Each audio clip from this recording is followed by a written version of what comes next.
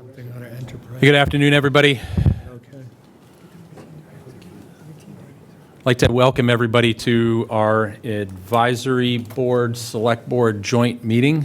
I'm going to make a motion to open the select board meeting at 6:02 p.m. Do I have a second? Second. All in favor, say aye. Roll call vote. Eric Kelly, aye. Rick Smith, aye.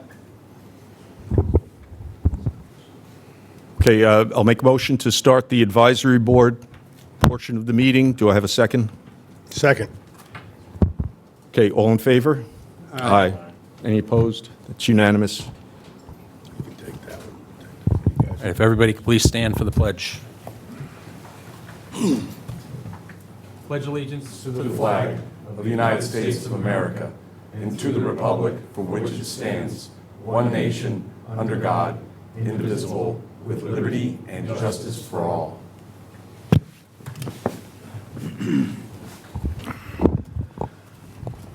All right, Mr. Falcara, I'm going to turn it over to you to lead us through these items for discussion. Okay, thank you, Mr. Chair.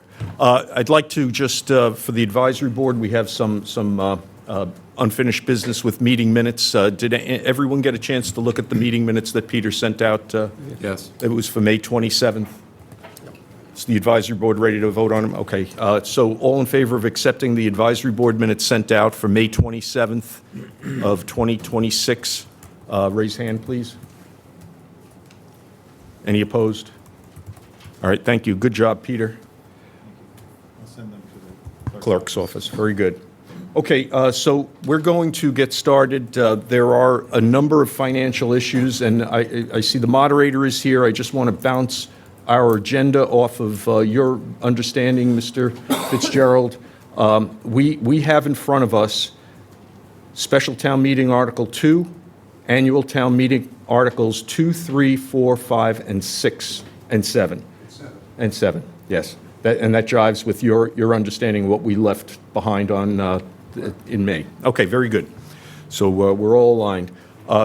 The advisory board has voted on most of these. We have two that we have not voted on, but what I suggest is we just start going through them, and when we get to Annual Town Meeting Article 2 and Article 4, we'll have to take a vote on those. Chris will lead us through the discussion on those. But otherwise, we'll go through per the agenda in order. So the first article up for discussion is Special Town Meeting Article 2. And the advisory board has already voted to accept this, but I just want to start running through it. Yes, sir. Can we pause just for a second, because we need to get a couple. Go ahead. Oh, go ahead. I forgot my water. Okay, so Special Town Meeting Article number 2 is end of fiscal year, which is now, budget transfers.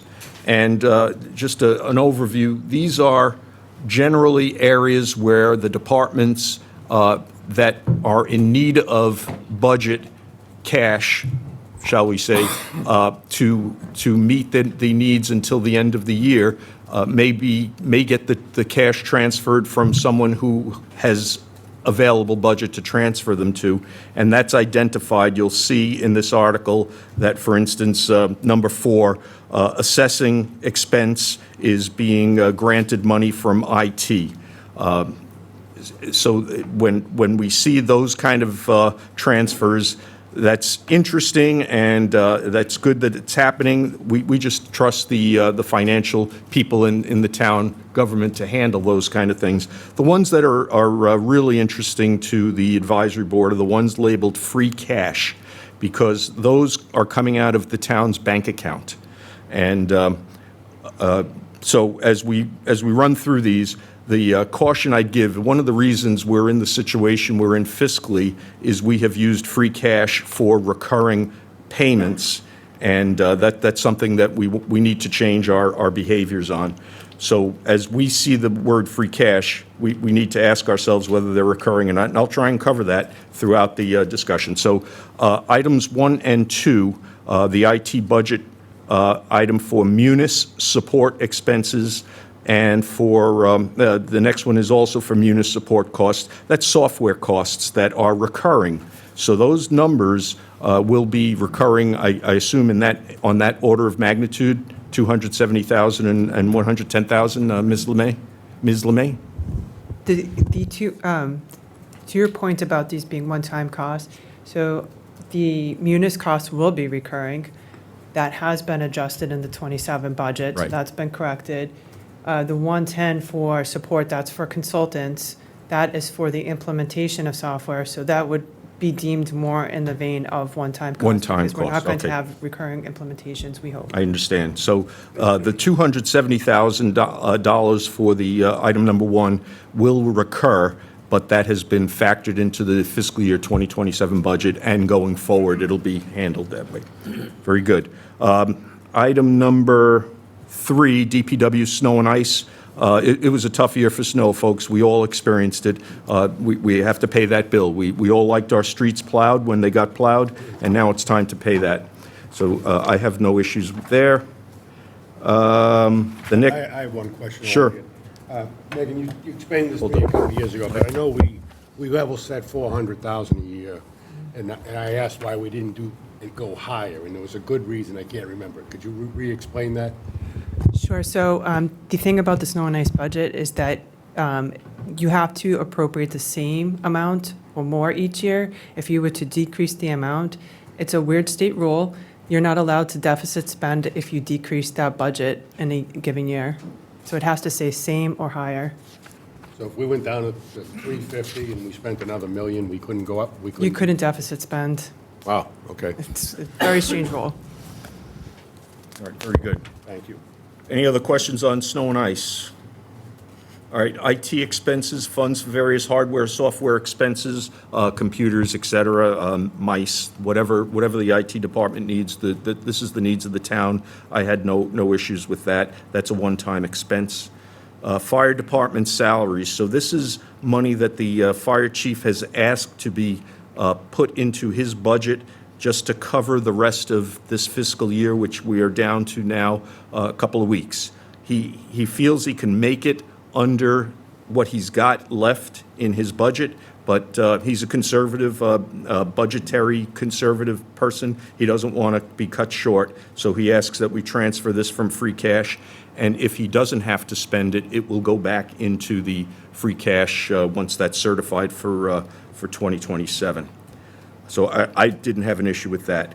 The fire engine repair, that's a pretty good story. We use the reserve fund. We're lining that out of this warrant. I don't know if we have to do an amendment to the article to do this, but we don't have to pay this. It's done.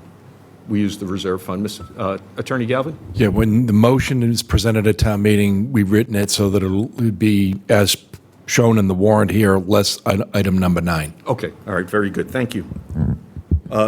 Fire chief reports that that engine repair was very successful, and the fire engine is running better than new. He's very happy with it. A lot of major engine work had to be done. It has, I think, 135,000 miles on it. Yeah. These things wear out. Town clerk expenses, funds associated with town clerk expenses, $7,200. I assume that's for election or town meeting expenses, I think is what we agreed. Correct. The town clerk expenses would be for a town meeting, and the election expenses would be for the added For elections. elections. So those have to be paid, and they are one-time expenses. That's the last on this page. The others are just budget transfers between departments. Hold on, Vin, I just want to Yes, ask sir. a question on the town clerk expenses. Is that for, are we looking at for this year's, is this for this current fiscal year? In Correct. regards to budgetary transfers? Yes. Yes. So what town clerk expenses, this upcoming town meeting, right? What election? So, you mean, because the next, these are shortfalls that already existed this year. Okay, so they're already So we're, shortfalls. yes, there already Okay, existing all right. shortfalls. Okay, that's the last on this page. If we flip to the next page, the only other free cash are item 23, which is the Council on Aging State Formula Grant. I apologize, I don't have a good story for that. This is, can't read my words, restore funding Oh, all right, you know the story, you told me this. So instead of me trying to recollect what you told me, Meg, if you could take this one? Sure. So in previous years, funds were taken, we have other financing sources that we use to balance the budget. There is, I think it's peer, no, not peer public access, like solar is one of them. There are a couple of other sources. And in the past, the formula grant was used as another financing source to balance the budget, but it is a grant and it should not be utilized to balance the budget. So that created a deficit in Carol's grant, and we're just transferring these funds back to make her whole. Any questions on that? Okay, that's a one-time, that's a recurring cost or a one? This will be one time. One-time cost. And then we have pretty much used up all of the reserve fund. The last usage was for this past weekend. We used half of what we had left. We have $7,500 left. We had $15,000, and we gave to the DPW, not gave, we authorized $7,500 for beach cleanup for seaweed, so that the beach community could enjoy the beaches without the rancid smell of decaying seaweed. We'd like $50,000 restored to the budget, and again, if that's left over, that rolls into free cash for next year. Any questions on that? So that's Article 2, and we voted, the advisory board has already voted to approve that. All right? Mind if I ask some questions? Sure, yeah. So, Article 2, item number 3, going back to snow and ice, the $1 million. How much of that is additional funds for our own internal DPW versus how much of it is paying outside plow companies and whatnot? Let's see. So 377,000 is for salaries. Okay, so that's overtime and whatnot? Exactly. And the remainder is for salt, sand contractors. How much of it was contractors? That's going to be a little difficult to pull. You'd have to dig that out. It might take a couple That's fine, can you get back to me on that? Sure. Thank you. Absolutely. No cups? No cups. It's all right. You're real thirsty. I'm good. I don't All right, have very any- good. Mr. Kelly, did you have any other questions? Just on the, as we were just talking about the town clerk, then we have on the bottom of that, number 11, funds costs associated with town election expenses. You said that the town clerk was under for the election, so what's this other charge for election expenses, do you know? Specifically, I don't know, but they are currently in a deficit. So is there a reason why there's under two different categories or two different titles? Town clerk versus the elections? Is that what you mean? Yeah, I think what number 10 is funds costs associated with town clerk expenses, and then funds costs associated with town election expenses. And if I heard you right, Meg, I think with the number 10, you said it was between the town meeting and elections, then 11's elections specifically. So is number 10 still town meeting and elections? A town meeting, their software, those kinds of things. The budget was too low this year. All right, thank you. Any other questions from the advisory board? All right, moving on. That's special town meeting, Article 2. We're into the annual town meeting, and the first item is Article 2 of the annual town meeting. Chris, can you lead us in that, please? Yeah, hold on a second. Let me just grab it. Page 19 of the warrant. Yeah, I'm just moving to annual town meeting. Hold on. So, Article 2 is, will the town vote to establish the salaries and compensation of all elected town officers for fiscal year '27? This is basically an annual article that just lines out what we are paying our elected officials and puts the specifics out there for town meeting to understand and approve. Is that right? Correct? It's pretty housekeeping in nature. So, that's pretty straightforward.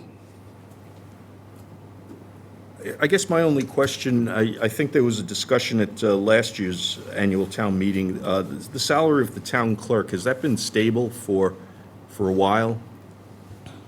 Has she gotten a raise? And if it wasn't a public office, I'd say it's none of my business, but I think it is. I don't know if she's received a raise. I mean, I would say that probably with no town administrator to provide that raise, I would probably say that hasn't happened in over a year. I mean, that's just When I spoke with her. my assessment. I thought it's been a very long time. I don't know if it's 10 years, but that sounds too long, but I think it's been a very long time. Yeah. Yeah, but I think it's incumbent upon her to bring an article forward to ask for that raise. And I think she also gets, as we get further in this book, she receives a $13,000 stipend, I believe, outside of. I didn't know raise. that. I think if we get further into this, I think there's a stipend in there for Okay, all right. $13,000. I'm not looking to give her a raise, I was just curious. Actually, I do want to question that. So, Attorney Galvin, is it her position to bring an article forward to get a raise, or is that something the select board would put as part of this article? It's their article. It could go either way. Okay. The last time I remember her getting a raise, someone made a motion from the floor to amend this article. Okay. And it was amended and she got a raise. I don't remember which year it was, but it was Okay. maybe about 5 years ago. So Mr. Kelly's correct. She could, in theory, She could. She could. She could Okay. ask for a raise. The select board could support it. The advisory board could support it. She does get a stipend for being a records access officer. Okay. So there's, to be clear, though, she's not asking for a raise. This is just for us to, these are the numbers being presented, and it's for town meeting to be able to understand and ratify. This is her salary and didn't change from last year. Right, but there's all these salaries as well. They're all town elected officials. Correct. All right. Yeah, I don't think anybody's salaries have gone up besides maybe the select boards. I think that was 2%. Yeah. Last year, so. That's all I got. Okay, do you have a motion to make? Yeah, I'll make a motion, since we have not voted on it, this will be the advisory board. I'll make a motion that the advisory board accepts Article 2 of annual town meeting, or recommends Article 2 of annual town meeting to town meeting. Second? Second. All those in favor? Full second. All in favor? Aye? Aye. Any opposed? Okay. All right, very good. All right, let's move to Article 3. I think I'm going to share my screen and run through the I was going PowerPoint. to suggest, you want to jump over, these can knock out pretty quick. You want to do it that way? Anyone have a problem with jumping over 3 and going to the 4, 5, 6, and 7? All right, Chris, you have the floor. Go ahead. Okay, let me get to 4. So Article 4 is our annual capital budget article. And, excuse me, so just to be clear, Capital Budget Committee will annually, the Capital Budget Committee receives requests for capital projects or items from each town department. And once these requests are received, the Capital Budget Committee meets with the department heads to determine each request's priority, to understand, the need, and makes a recommendation to the town meeting on which projects to fund based on impact and need. And then the big thing is, what are the available funding sources for those capital items? So I will say that this year, I am still, I don't know, and Meg, maybe you can put some clarity on this. I haven't seen any amendments to the Article 4, and right now it is showing $5,407,828 in requests, and with a recommendation from the Capital Budget Committee of $2,179,352, but there's been no funding sources in this article identified. So I understand from conversations that this has changed, correct? Correct. All right. Is that, so right now, what I understand, and correct me if I'm wrong, there's $800,000 in free cash available towards capital?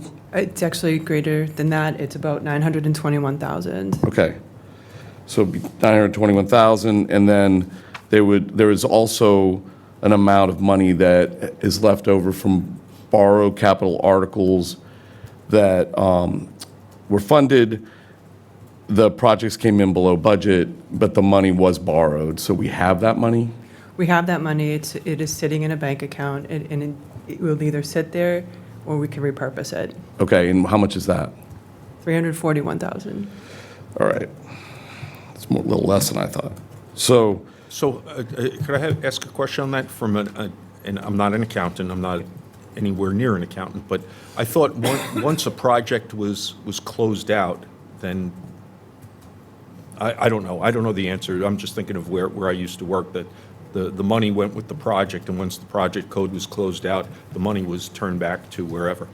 Is that not the way it's done in this? No, unfortunately, just given that we are a tax exempt entity, there are rules as to how those proceeds can be repurposed. So that's why we have to have bond counsel involved, because they have to draw the line from the project balance to the project that it can be used for. So in generally speaking, what it is if there's a project and there's a balance, it has to be repurposed to another project with the same lifespan or longer. Okay, all right. And sorry, Chris, there's one other Please. component. There's another project that was funded with free cash for 156,000. how much? 156. 156. Yeah. Okay. So can we get do you have a one number that we're going to be voting on, and which items are going to be covered under that number? The total is 1,419,000. Say that number one more time, sorry. 1,419,000. Okay. And also, I want to be clear that, just so there's no confusion, the $341,000 of leftover funds from approved projects is completely different than the money that, the projects that haven't been funded but have been approved but have not been put in motion yet. There's no, there's been discussion that there's $4 million-ish dollars that's sitting there for us to be able to reappropriate, and that's not the case. It's just money that has not been put in play. This is the money, the 341,000 is money left over that we borrowed because we didn't want to have to go back to town meeting if we needed it, but we didn't need it, so it's sitting here, right? Correct. That's correct. Yeah. All right. Just want to clarify that. Yes. All right. So again, carry on the, So do we know which project? Yeah. which projects are going to be covered under $1,419,000 You had that list. from the Capital Budget Committee? They're working on that tonight. Okay. Okay, good So- answer. So I guess we need to wait to vote on that then. Yeah, Yeah. I don't think we, 1.2. Oh, go ahead. I believe two of these, I'm definitely sure one of these is an enterprise, will be funded with enterprise funds. So that water main upgrade of 120, that would be coming from water retained earnings. I'm not entirely sure about the replaced carbon filters. It's also water? Okay, Yes. pretty sure that's also water. Yeah, there's only one enterprise project on the list. Which is what the water main, Enterprise project. Oh, so it's just the water main upgrade? I thought the carbon filters were water as well. I'm sorry, yeah, Carbon filter should be part of the water. you would yes, think. I'm sorry, or yes, w- Yeah, those Consumable, should yeah. be- so 320? Yeah. Okay. One point on item 3, I wasn't quite sure what the capital budget committee's comment was on the fourth. 1.7, this is for the riprap and the seawalls. 450 is what we would wind up paying after we spend 1.7, submit it to the state, and then get refunded next year sometime. So I'm not quite sure what they were, maybe that's what they're meeting on tonight. I mean, 450 is, I don't know if they're suggesting 450 or just stating that when this project's done, it's only going to cost us 450, but we have to appropriate 1.7 million. The distinction should be made, for sure. Yes. Yeah, that would be correct. Yeah, so. That is correct. But the way that line reads. Yeah, it looks- column reads, Yeah. 201, they recommend 67, so forth. So my question was, out of the 1.7, and they recommended only 450 out of the 1.7, or they're just stating that this project will only cost 450, but it might be a year and a half or 2 years from now. Yeah, correct. The overall request was 1.7 million, but they're stating that 450,000 will come from the town and the rest comes from FEMA. And so they're counting on that, but they have to, Fund- It's a state match, I mean, a federal match? yeah, 75%, yeah. So my understanding, or the way that the chair of the capital committee explained it to me, is that the town has to appropriate the 450 in order to access the 1.7. It may That's be opposite wrong. of what I heard. Right, I'll have to confirm that. Yeah. Yeah, so we don't have enough information to really move Correct. this article one way or the other at this point in time. And I don't know, will you have that tomorrow, do you think, Peter? I believe they're acting on it tonight, and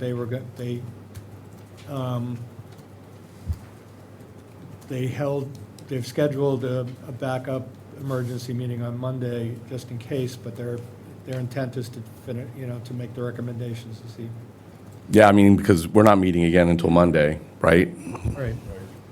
So we would Well- definitely need their, Yeah, we have to talk about that. I don't think I have 48 hours left to even schedule a meeting on Monday. We have a room. I have not put an agenda for, my fault, but no, I mean, you didn't know we had an agenda until today. Till right now. Well, it requires 48 business. I know, days, correct? Yeah. So Okay. they're meeting tonight, so why don't we just table this for the moment, this discussion, because maybe Jack will come back in before we wrap up to give us more information. That would be, And then that would be helpful. I would just, I would just make a note of it before we end this meeting. If he doesn't come in, that you want to have further discussion on it, but I would say table this for the moment, see if Jack comes in before this meeting wraps up, and then maybe we can take it all up then, and then get your answers. It's a good suggestion. Perfect. Thank you. Anyone have a problem with that? I think Nope. that's a great suggestion. Makes sense. All right, very good. So tabling Article 4 right now. All right, you ready to go over the enterprise accounts? Sure. Johnny, do you want to take any of these, or? So all of these were approved by the advisory board, but we'll put them up for discussion. Yeah, 5, 6, and 7. Smart, I don't know if we can vote these together or separately. We can vote them together. Probably do them separate. What's your pleasure, Mr. Moderator? They're individual articles. Okay, Okay. If we were working with a big budget or a big, Line items. we always think the financial articles will work. If were the lottery, I would link them together, so once we started talking about one enterprise account, I would talk about them all. But this is just gonna flow out. So they're all individual articles, they all have their individual discussion. Okay. merits, so. I mean, it's about the same dialogue for each one. It's an annual article. Water, the first one on 5. As far as I recall, or you correct me if I'm when the user fees are based on the historical data that's come in.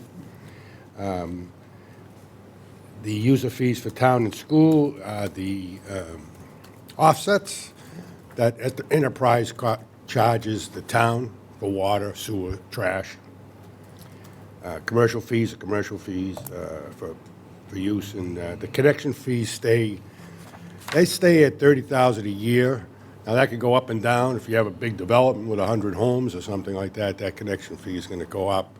But in general, they stay at about $30,000. And then to balance the budget on the other side, we got the salaries, expenses, emergency reserve at 100. That's similar to a reserve. If it's used, it's used. If it's not, it goes back. There's outstanding debt of $600,000, and the indirect costs are the costs that the town charges enterprise for their help administrating the water enterprise fund. Balancing the budget of 4.7.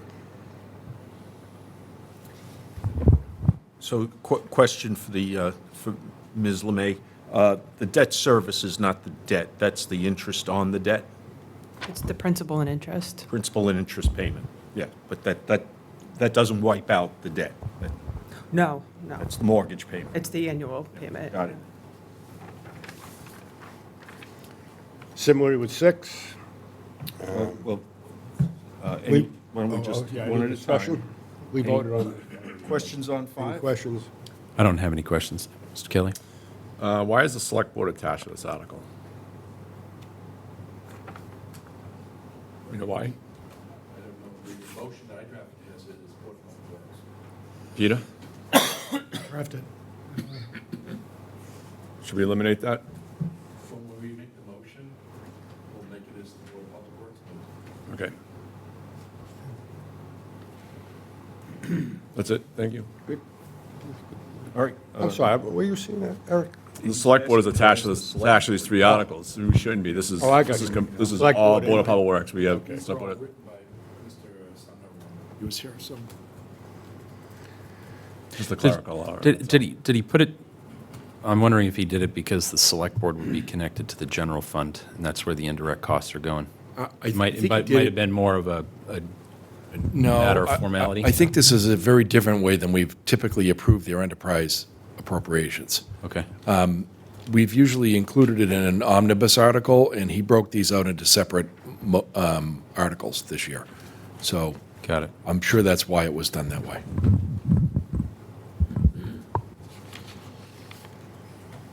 Any other discussion? No. Article 6, wastewater, again, an annual enterprise budget, similarly with the other user fees and the amount that is charged back to the town. Septic receipts are for the amount of septic pumping that's done that the town processes at their facility.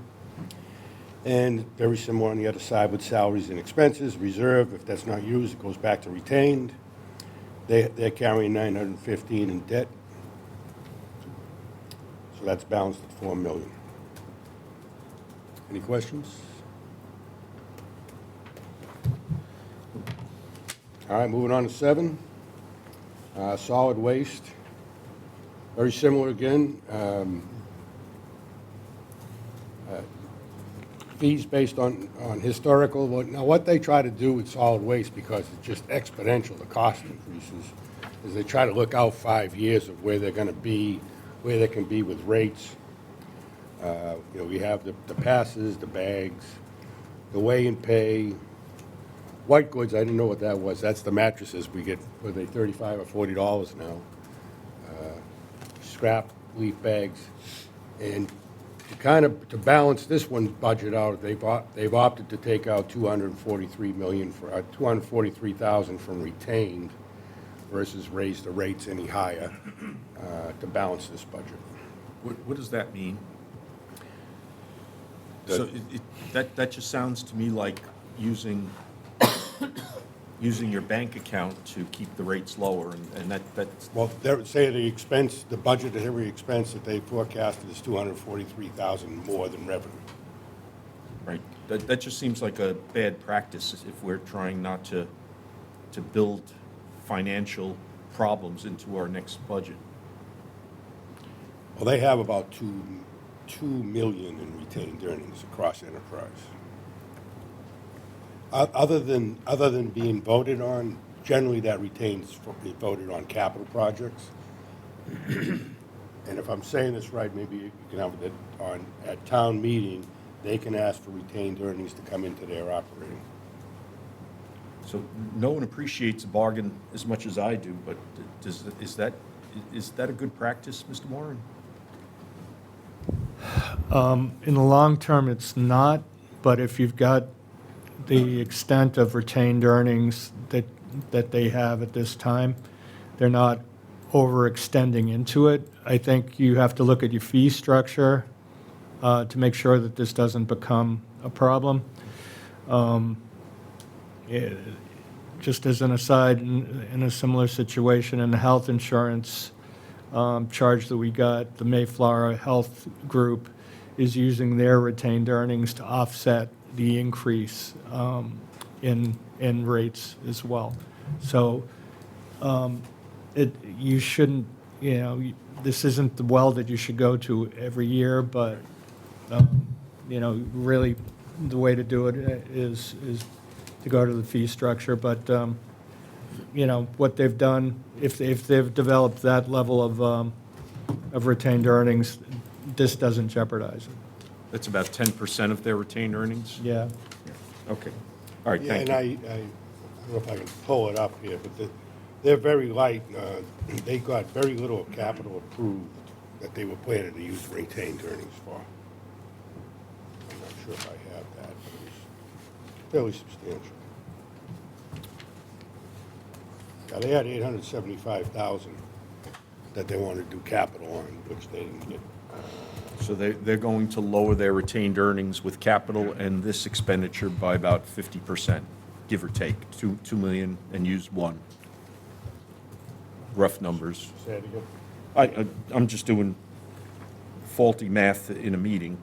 243 plus 800 is, a Okay. little over $1 million. So I think one of the reasons they were taken from retained earnings is about 800,000 in capital that they asked for capital projects. Wasn't approved by capital budget committee, so they says, well, rather than raise the rates to fill this gap, we'll use retained earnings.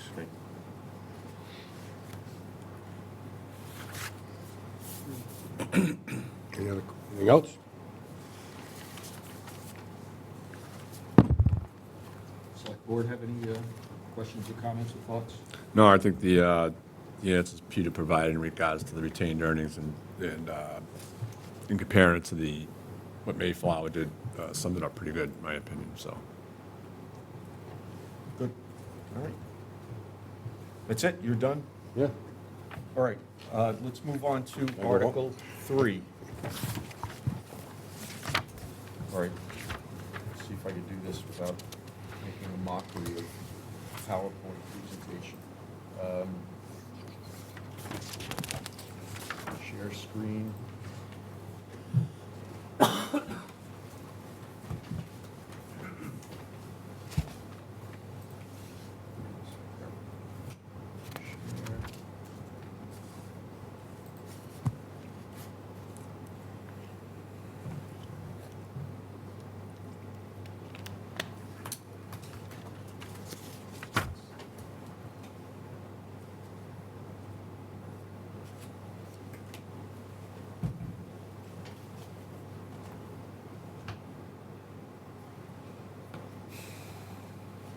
No, it's not going to work. Why don't you just put the PowerPoint, the PDF up, please?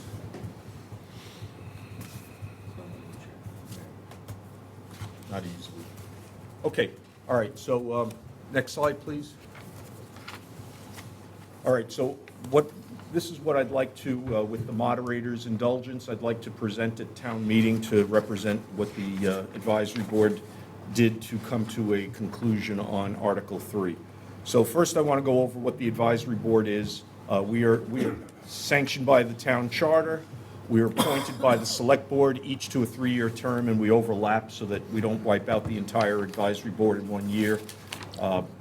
We are required to independently consider municipal questions and make recommendations to the town, typically at town meeting, which is going to be why we're there. And additionally, we're to consider short and long-term financial impacts and work with the select board in budget hearings, which is today. All right, next slide, please. So how did we get here? There's an elevator speech. I've heard several of them. Superintendent Sullivan, Dr. Sullivan just went through his version of it. It's exactly the same as this. He words things a little differently. But in my simple mind, we got here because we have this 2.5% tax growth limit that originated, and I'm ashamed to admit that I remember exactly when it originated. It came about from California. Everything seems to come from California. They had something called Proposition 13 back in 1980, I believe it was. And it was to reduce the amount of tax that they could levy on the people of California. And that passed, and that turned into a nationwide movement, and Massachusetts adopted Proposition 2.5 at the time. So that's how old it is. Now, that's fine, that's great, and it's wonderful, except when inflation is 4%, as it has been averaging over the last several years, since 2021. So inflation has outstripped our tax growth limit, which builds in a financial deficit automatically without even doing anything. The other thing that we've done wrong is we've used free cash for recurring expenses, which is why I've been triggered on a couple of things, and I want to talk about free cash. We all should be asking, when free cash is being used to pay for something, is that a recurring expense, and have we handled it in the next budget? You've taught me that much, Ms. LeMay and Mr. Moran. I appreciate that. So some examples, they're not the only examples, but school resource officers, we financed almost all the time, not almost all the time with free cash. And, we want school resource officers in 2026. We do not want our schools unprotected with police security. So we're going to do this every year, and we need to build that into our operating budget. We can't pay for that out of our bank account. The fire department bargaining contract, last fall town meeting, we finally settled with the bargaining unit of the fire department, bargaining units, and that was 3 years overdue.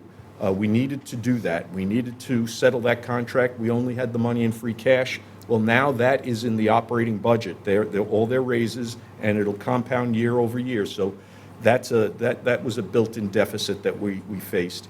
And then there were other smaller costs. Someone else talked about, I think we talked about earlier, the Munis software contracts that we have to pay on a regular basis. Those have to be factored into the operating budget. We were not doing that. And we're going to in the future, but that's another way we got to the deficit we have today. The South Shore of OTEC, the cost is substantial, and I'm not sure, I don't remember, that was a few years ago, I'm not sure the town, when they voted on that, knew how much that was going to be. But as the bills come rolling in for that, that is a lot of money that we are now on the hook for that has to be paid, and it's not in the budget. Any supplemental COVID spending is gone, or funding is gone from the federal government. That's all dried up. Town growth has slowed. We had an enormous amount of growth in the industrial park a few years back, and that has slowed down. And our solar revenues have not come in where we thought they might have. And so, without the growth, we've not achieved the revenue that we thought we were going to have. And as I said earlier, it was a tough year for snow. What did we budget? 400,000 is the normal budget for snow. Yeah. That's 600,000 over. That has to be paid. $1 million. Yeah, well, it's $1 million, but if we budgeted 400,000. It's gonna be $1.4 million. They need another $1 million. Oh, another $1 million. Okay, so it's $1 million over what we budgeted for the snow removal. So you could blame whoever you want to blame for that. Next slide, please. So that's how we got here. So what we were faced with as the advisory board is, how do we take the 3 articles that are in the warrant and come up with a reasonable solution or a reasonable recommendation to the town? So we built a little process, and it's not a magical process. It's not a sophisticated process. What we decided was we would take, first we would determine whether an override was to be recommended, and if so, then we would try to estimate how much it should be, while at the same time balancing the needs of the town in terms of finances versus the citizens' ability to pay additional taxes. Those are the things that went into our thought process. Questions on that? Thoughts on that? I have questions on your first page, but I can say. Okay. You want to see me to say? Yeah, at the end? comments Yeah. at the end, that'll give me a chance to. Sure, yeah, go to through. take them down. I think it's good to add, we did it budget line by budget line as well, too. Okay. Deep dive. I have a question Hold on it. on. We're going to take public comments at the end, Mr. Lynch. We're not going to go back and forth during the presentation. And we will sit patiently and listen to whatever comments you have at the end. Okay, so next slide. So we started with the no override budget. We did not, I'll just say this right now, we did not take the no override budget and go into the math of the no override budget. We went line by line through the no override budget as it was given to us from the town accountant. We have the same version that I believe is online. I know it's the same version. And we divvied up the line items amongst the board. Each one of us got 5 or 6 departments to go and talk to. And we were told Well, we agreed we would go and talk to those department leaders, and we would discuss their budget in the no override format, and first ask them if they can live with the 3 alpha budget. Did they have a plan? And to a department leader, the answers we got separately was, we can, we're team players, we can make this work. It's not going to be pretty in some cases, but we can make it work. Then we asked, okay, if we take you at your word that you could make it work and not put the town at risk in some fashion or form, but if you had a concern with the budget that you were given, what would make your concern less? And if you can come up with what that item is, item or items, how much would that have to add to the no override budget you've been given that would alleviate your concerns? And then once we got those numbers, and in a lot of cases, we got department leaders that said, I'm all set. I'm good. So I'll take the no override budget as it is. And in a lot of cases, we got some very frugal answers. A few $1,000s is all some of them were asking for, which was pretty impressive to me. But we got numbers, and we tallied them all up, and that's what we looked at. We got that number, and we compared it to the warrant articles. And the one that was closest, that's the one we picked. And I'm going to hold on to what that one was until the next slide, I think, or 2 slides from now. I think I already went over this. All departments had a plan.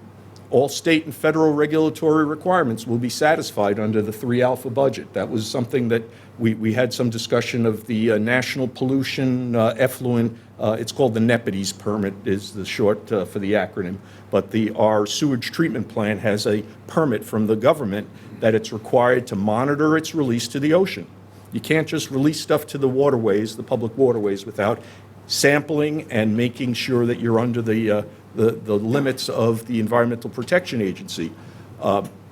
The DPW assures us that they will meet those reporting and sampling requirements. By using, if they need to, they got the cap. They have the money to do it. The Ventress Library, on the other hand, will probably not be able to be certified under the 3 alpha budget unless money's added to theirs. That's what we got from the library department, that there are funds that are missing that they will need to be part of whatever certification they are on the library area. So that's a bit of a concern. We thought the school veteran budget, the library budget, as I just said, and other budget cuts under the 3A budget were largely unacceptable in a lot of cases. So we willingly put money back into the no override budget for those. And I just want to reiterate that the department leaders were not like shopping like a kid at Christmas time. They were pretty frugal with what they asked for, very restrained. Okay, next slide. So the advisory board's independent analysis will still require substantial cuts in the town and school budgets, as the superintendent of schools assured us that any cuts from where their request was for 2027 are devastating, were the words he used. He did anyone wants to listen to his presentation that he made on the 9th, I think it was last night or 2 nights ago, very complete. He went over his 3 tiers of cuts again for all that were interested. He's a great advocate for the schools for this town. We're lucky to have him. Our recommendation does not account for the need to negotiate contracts with the bargaining unit employees. That's a problematic area, but we did not factor that in. I don't think that would be a smart move. I don't know if it would be an unfair labor practice to telegraph to the unions how much we were putting in the budget for contract negotiations. That's not the kind of thing businesses generally do. So we just didn't do it. And then based on our methodology, and the vote was strongly, there's 7-4, none against and 1 abstention, we recommended the 3 Bravo budget. Our number came close to $3.5 million, and being conservative, because we didn't have all the departments, we were missing probably 3 or 4 that we didn't get a chance to get their input for. We just said it's close enough to warrant Article 3 Bravo, and that's where we fell. So that's what I'd like to present to town meeting, but I'm going to take down whatever comments I get on how I could do this better, or, first of all, Mr. Moderator, will you give me this much time? I don't know how much time that took. I can talk fast, I'm from, This is a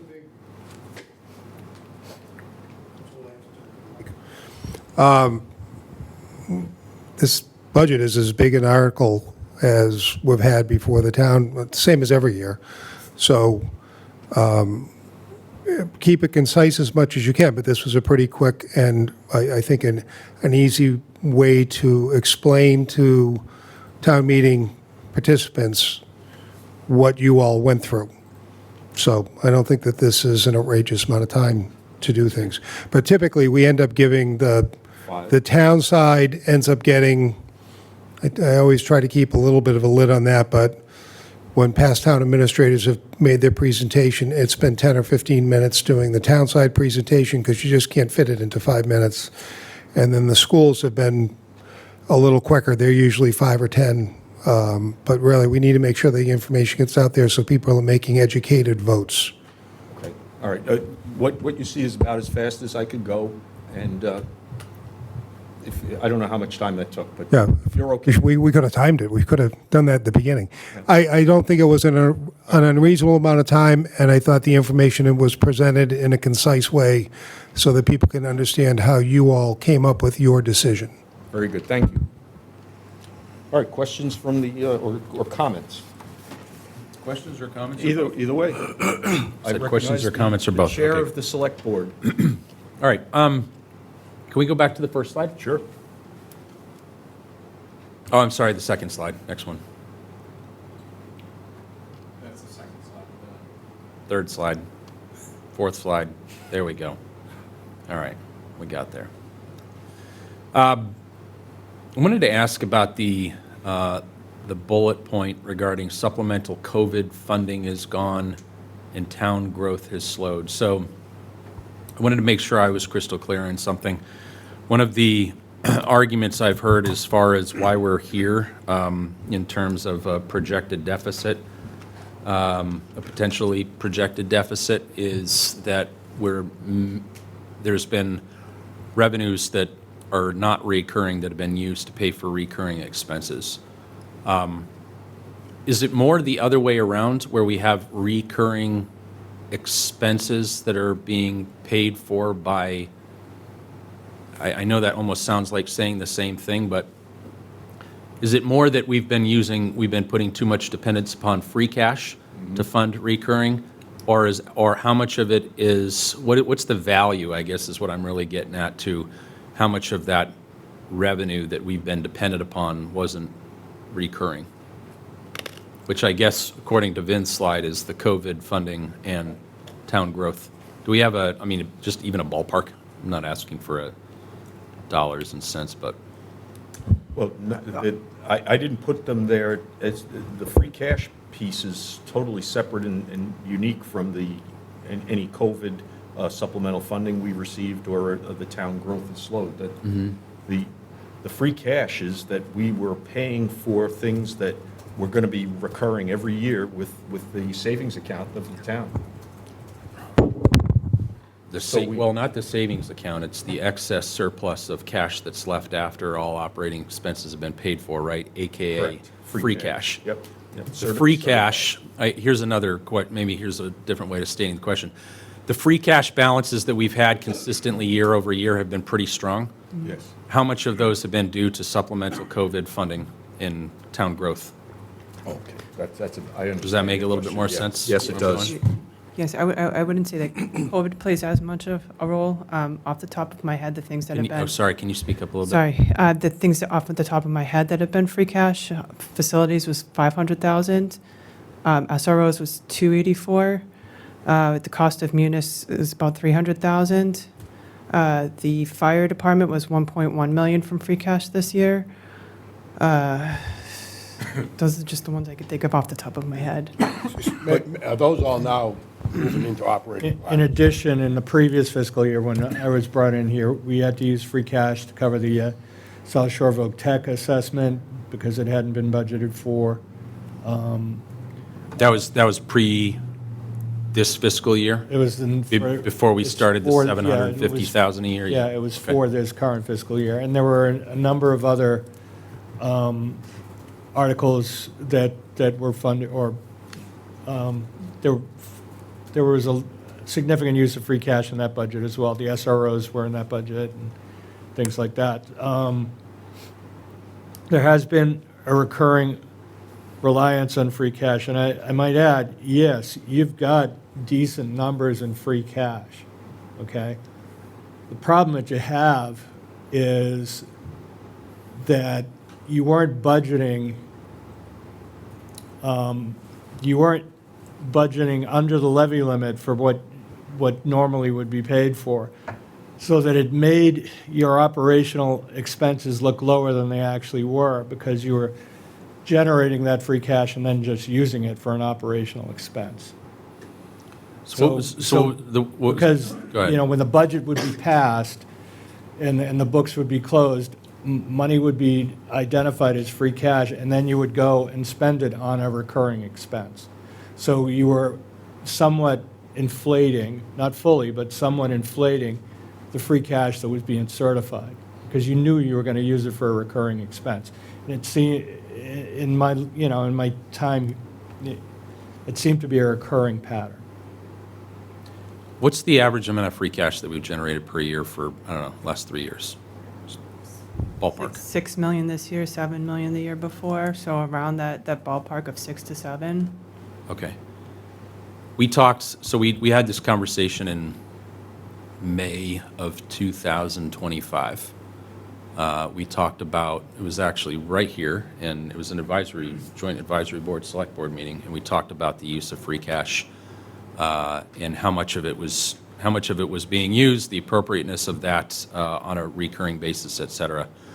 And I remember the conversation well, because the point was made that towns have increasingly become dependent upon free cash as a source of funding certain things. And they've been using that as a method of trying to kind of get out of the holes that they get stuck in as a result of inflation outbeating Prop 2.5. Correct? Okay. So part of the question that I had then was, what's an appropriate level of free cash that you sort of plan for, right? Because if you plan for zero free cash, then that means your budget's entirely too tight, and anything goes haywire during the year, you're in a bad situation. You have to take very dramatic action. If you have too much free cash, I assume there's such thing as too much free cash? Yes. Yeah, so if you have too much free cash, it means that you're just building up this constant surplus, which can be argued as unnecessary. With the option 3A budget, is there a forecast or any kind of assumption on what kind of free cash that will throw off when we're at the end of fiscal year 27? So the problem is that you don't actually know what it's going to be, because the free cash is essentially your revenues that you collect in excess of projections and the expense closeouts. So we don't know necessarily where our revenue surpluses will be. They're pretty tight this year. And then your expense closeouts, that's, I mean, if your revenues were right at what you're collecting and your expenses were right at like what you projected, then essentially you wouldn't have very much in free cash. So we're mostly dependent on like one-time things. Yeah. Now, I looked at Charlie Sumner's notes when he was preparing this budget this morning, and one of the things that he noted about local receipts was there was a one-time FEMA payment that was received last year that isn't coming in this year. How much was it? 800,000. So that's, so the likelihood of you generating $6 million again I would be surprised if you hit that number again, because you don't have that one-time source coming in. Was that the FEMA related to the nuclear power plant emergency? So that in addition, that's dried up too, hasn't it? That payment from the We nuclear received plant? the last payment for that, correct? Yeah, so that's done. How much was that coming in? If About 350. Yeah. So between FEMA at 800 and Pilgrim at 350, that's over $1 million we've lost in funding from the federal, from outside sources. The federal, the 800,000 was from prior year storms. So the other source, the two sources are surpluses and revenue. So we've had a tight, because of the loss of the one-time FEMA payment, Charlie forecast tight for local receipts and for revenues. The other source is operational surplus, where you are able to manage and because of various circumstances, you're able to realize a surplus in the budgets that you set, okay? And when times are good, I don't say when in normal times, because I can't remember normal times that I've been working in the last decade.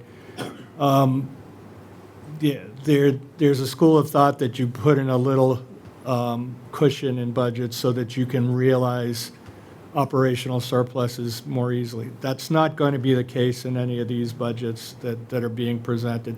That's gone. And we did our best to identify where surpluses have been in budgets on the town side in recent years. Zeroed them out. And to try to eliminate that, to get down to what is actual baseline level services. And, you know, time will tell whether we went too far or not. But what we are trying to do is to identify what level services actually means, not level services that generate an operational surplus. What was the free cash balance from last year? 6.6? 6.6 million. I just want to understand, again, going really, really high level here, right? We don't need to break this down into, 5,000 here, 10,000 there. 6.6 million, 800,000 of it was a one-time. 300,000 of it was a one-time. We're still left with, that's still another 6 or 5 million-ish. Yes. So I'm trying to find the big blocks. I'm not trying to get down to zero here, but I'm trying to bridge what created that amount of free cash. I'm sure in some element of it is just operating efficiently and, all of that, which is great. So I'm trying to understand conceptually how much of it was us operating efficiently versus how much of it was we got lucky or we got, one-time things that we weren't necessarily expecting or we couldn't have counted on. Does it make sense what I'm asking? Okay. Well, a lot of it comes from what? Permitting? That's one source of local receipts, permitting, excise tax, things like that. But there's a certain amount of level that you count on and forecast for that, right? Yeah, and the prudent practice is to be conservative in that, because if you forecast Too much. too aggressively on it and you don't meet your goals, DOR comes down on you the next time you set your tax rate, and they're not gonna trust your numbers if you're wrong, if you go too high.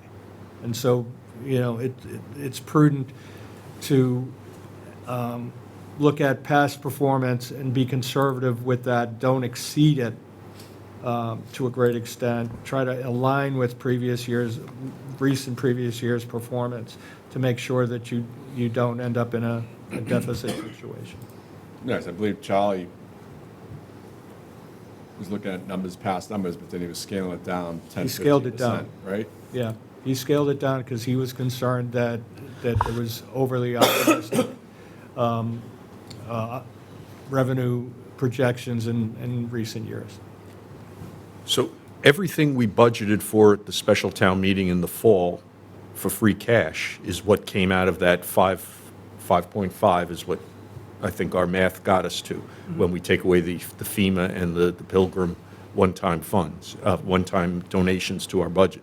So that was the fire department contract, that was the SROs, How much was the fire? Was it a million? 1.2.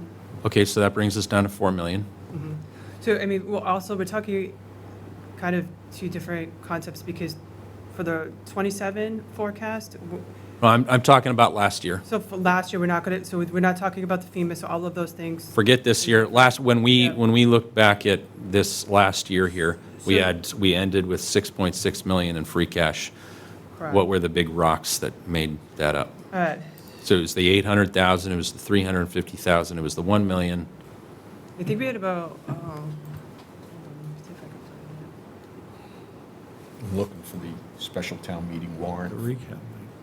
the fall. I can't it. find it. That's- Well, I'm not trying to understand where we spent the free cash. I just want to know how it was generated. And look, I mean, if it's not obvious why I'm revenue asking this, surplus I'm is trying to 2.7. understand the level of conservatism in our free cash outlook Okay. that made up the budget, because that level of conservatism correlates with how we looked at this year's budget and ultimately the override requests that filters into 3B and 3C. So I'm not just asking because because I'm interested. There's a line of logic here. So did we find the rest of it? So, well, it's 2.7 was the revenue closeout. That was. What does that mean, revenue closeout? So we projected last year, towards the 25 budget, we projected that we were going to collect 10.3 million in revenues. Revenues, okay. We collected 13 million, which included the 700,000. So that generated 2.7. Okay. So that went to free cash. And I think it was about another 2.2 in expense closeouts. And then the rest of it would have been our beginning undesignated fund balance. So those revenues, that was all the receipts and whatnot that we were just talking about. Okay, got it. So 3, okay, so that gets us pretty close to where it came from. Okay. Sorry, an expense closeout means an expense we don't That's when you have incur? an operational surplus. Got it. Yep, She says expense closeout, I say operational surplus. sorry. I That's speak too okay. much She accounting. speaks accounting, I know. You speak management. So do we have a projection based on, So, well, also if you look at the revenue forecast for next year, what we did for local receipts is we took last year's receipts, subtracted out that FEMA, and then it was 95% of that. Charlie had made a note, 95%, but best practice is 80 to 85% because you do need to generate some level of free cash. And, this question came up recently, you're asking what's a decent. What's the difference in dollars between 95% and 85%?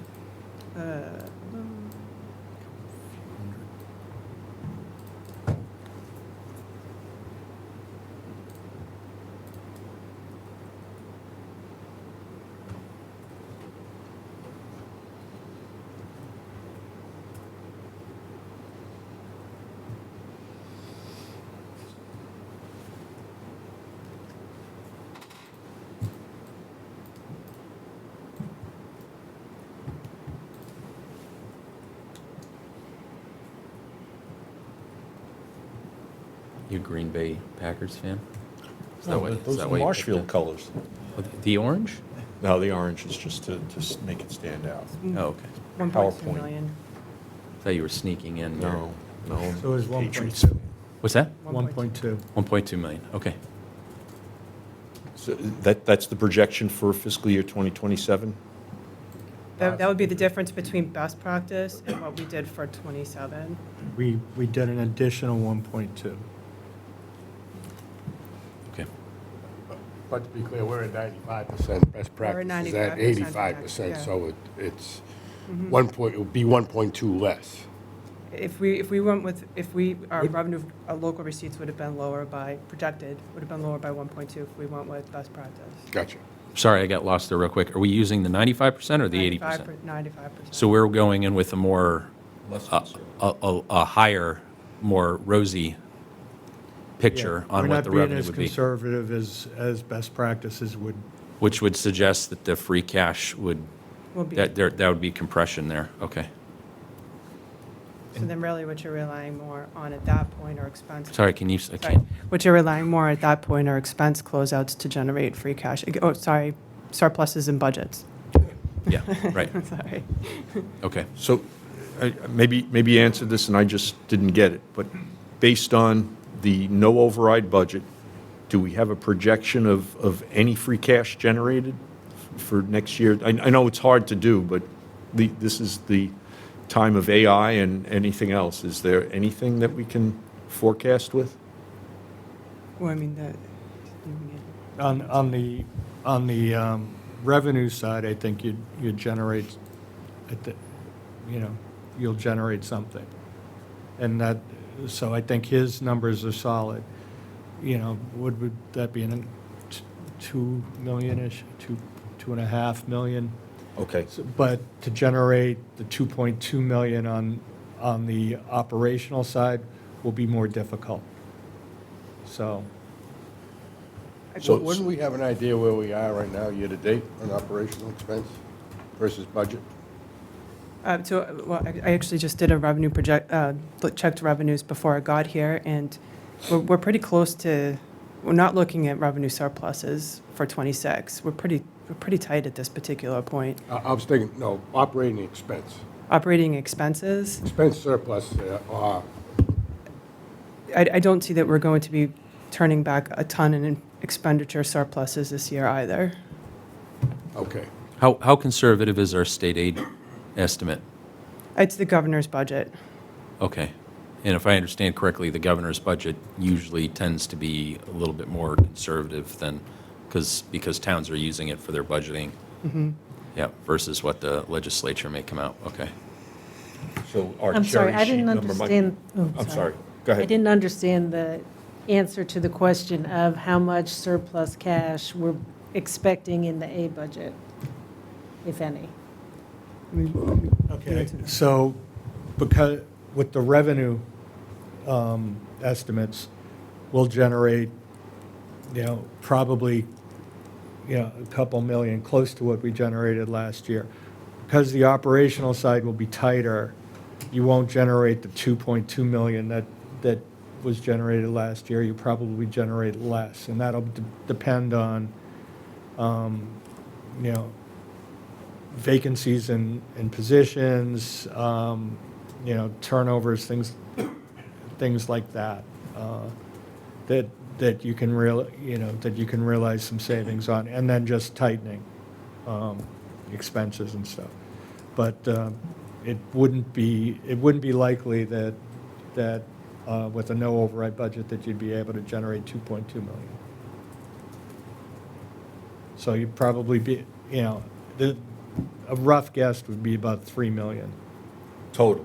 Yeah, 3 in that ballpark, and I shouldn't be, but that. No, your point is that you don't plan on free cash because there's no way to accurately forecast and predict it, Yeah. but you can have some sort of a view, right? Is it a kind of a conservative budget Yeah, or more of a liberal you know, budget? And this depends is on your winter. It depends on Right. on a bunch of things. We have a light winter. It could be more. If we have hurricanes and stuff like that, that you do, or more friggin' seaweed. Excuse me. Sorry. That can hit your budget quite a bit. Okay. Yeah, and then in which case, if those things come up and you Yeah. didn't have enough free cash generation, then you're Yeah. having to go dip into your operating expenses and literally start cutting immediately. Yeah. Yeah. Can I just make Yeah. a point here? Yeah, please. Make as many as you want. So the town does have a policy regarding free cash levels, and it's supposed to be not less than 2% and not more, well, not less than 2% and not more than 8% of the approved general fund operating revenue, less debt exclusions. So in terms of that policy, our target range would be for '27, 2.3 million to 9.4 million. So we would be on the lower end of that. Okay. No, you're correct. I remember that policy well. Yeah, okay. Okay, and so still looking for comments. So do you have anything, do you think I've overstated or understated or incorrectly stated any of the bullet items there? Or anyone, You all done commenting? Oh, I got lots more questions, Okay. but no, you go ahead. All right. Vin, did you write that up? I did.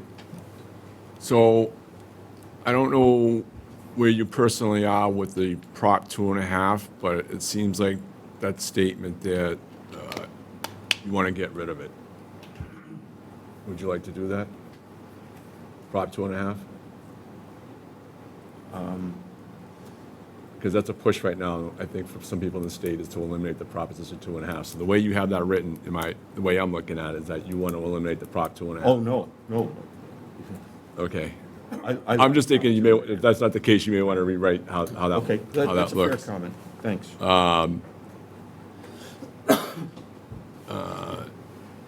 Yeah, and I get what you're saying with the Prop 2.5, when inflation's 4%, but the whole thing is that that's not our doing, that's not the townspeople's doing. Right.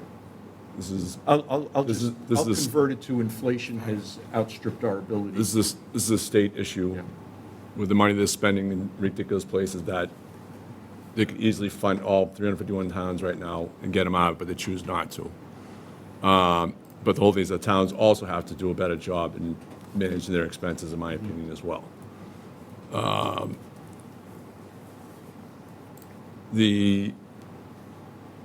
What would be the unnecessary surplus of free cash? So I think, Rick, you brought that up. Did you bring that up? Unnecessary free cash, surplus of free cash? So they were saying that, what would that mean, Meg, an unnecessary surplus of free cash? Like, would you get penalized on it or something, or what? If you had too much in free Yeah. cash?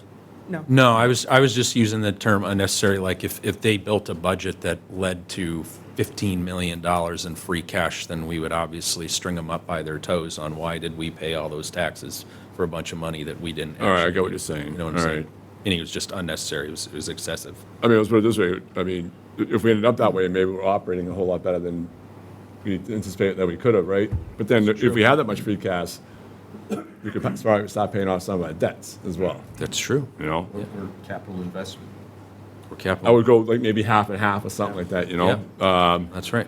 And then, Rick, I know you were questioning about the expenses, especially last year with the firefighters contract. The one thing I learned about last year, which I think is led up to where we are in regards to how we're doing the budget this year and going forward, since you're the chair, especially with this fall town meeting coming up, is I would suggest that anything that's a budgetary item does not get put on the fall town meeting, has to wait till April. I think that's a big way of addressing these issues, in my opinion. Anything that's a budgetary item should wait until the April town meeting. Well, do you mean that free cash is a budgetary issue? I think anything that is I would say, look at a recurring expense, like, let's put it this way, like you brought up the thing of the firefighters contract, right? Yep. That probably should have waited till April. Well, I could see something like that because of the fact that it's a recurring expense, but free cash, we certify free cash when? We certify it, it can be certified depending on how quickly you close your books and you get your audit done. It can be certified anytime between July and November. And, you know, we got it done super early last year. It's like September, I think. Yeah. So I guess, maybe I'm not understanding your question. My thought would be, right, is that the way that it's done right now is that you certify the free cash. It's certified before it goes to town meeting, right, in the fall, right? So then we take it, and for example, we have all of the capital budget requests in Article 4 right now. They exceed the amount of money that we actually have from free cash from last year, right, the 800,000 or so, and then the available, I don't want to call it excess borrowing capacity, but monies that have been borrowed but haven't been spent. Yeah. So if you take that, it's 1.3 million bucks. It's, what is the capital budget is 2.5-ish in Article 4?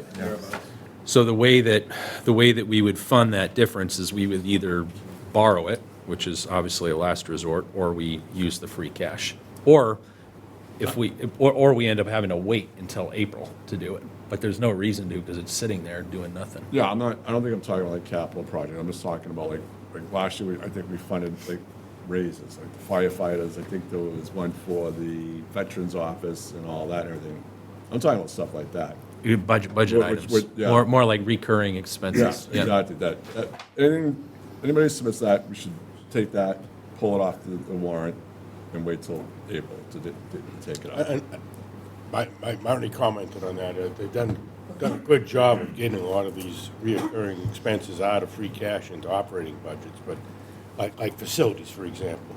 But like every year, we were voting in 400 or 500 in this fall, so they would have enough money to finish off the year. No, I mean, that was one of our discussions earlier this year when Charlie was here, was that looking at everything, what happened at fall town meeting, like, and since I've been going to town meeting, yeah, facilities has always been like a half Yeah. in April, half in October, and I'm like, that's insane.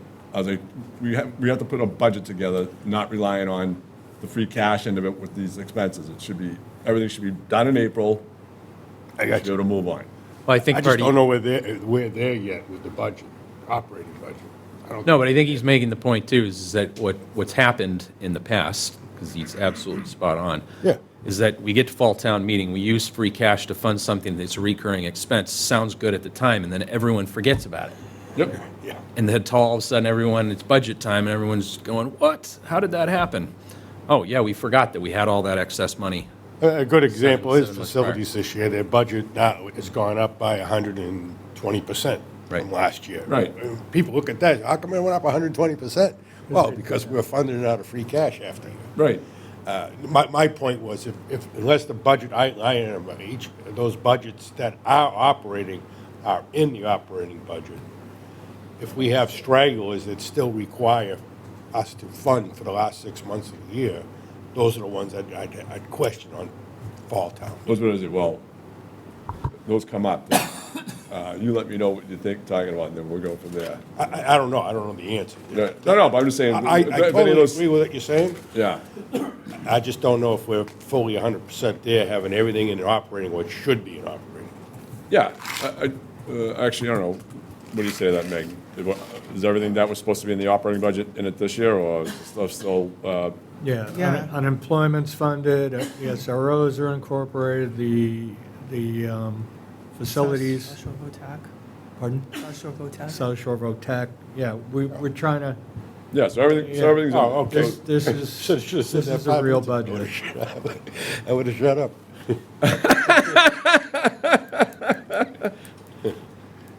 So, that's all I made notes on. That's. Thank you. Okay, I will adjust that first bullet. Do you agree? To start out politically. Do you agree? Yeah. Well, I guess my point is that our inflation has really hurt us.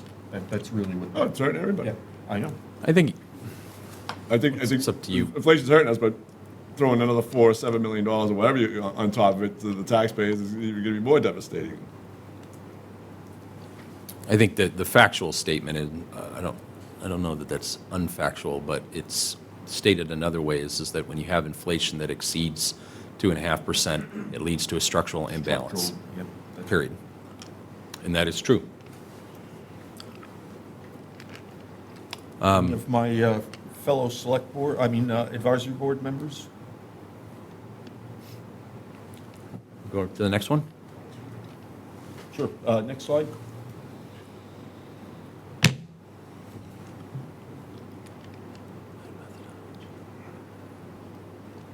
Can you go to the next one?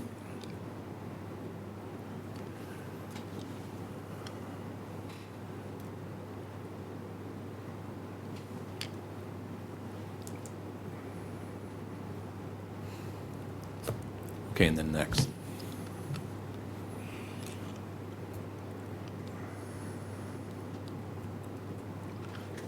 Okay, can we?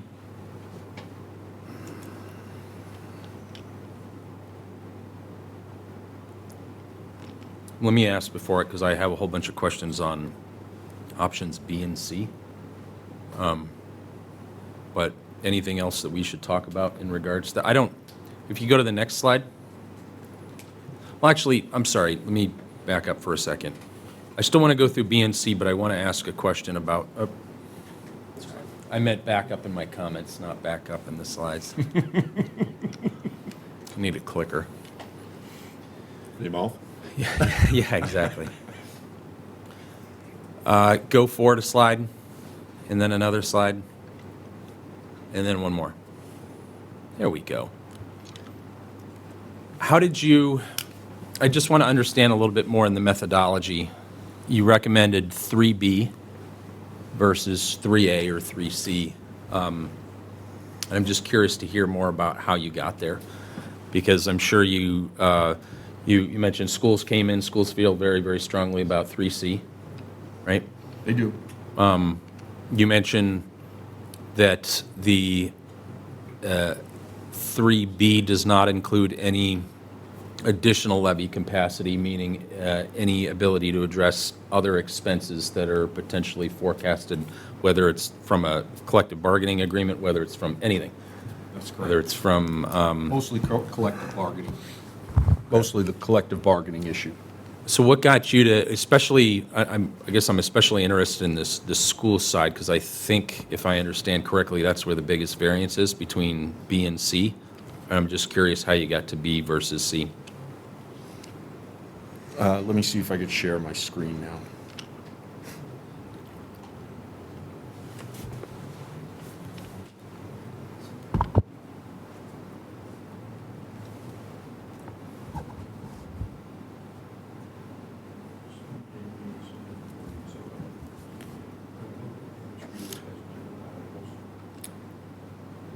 Can you make sure I'm a co-host? Yeah.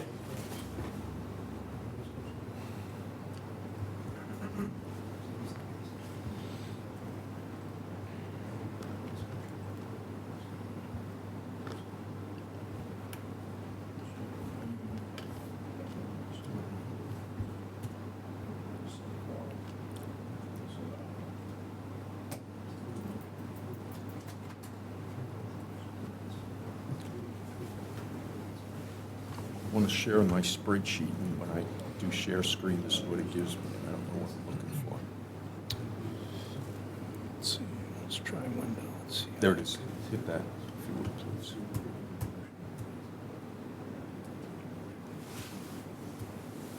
And then I'll ask you.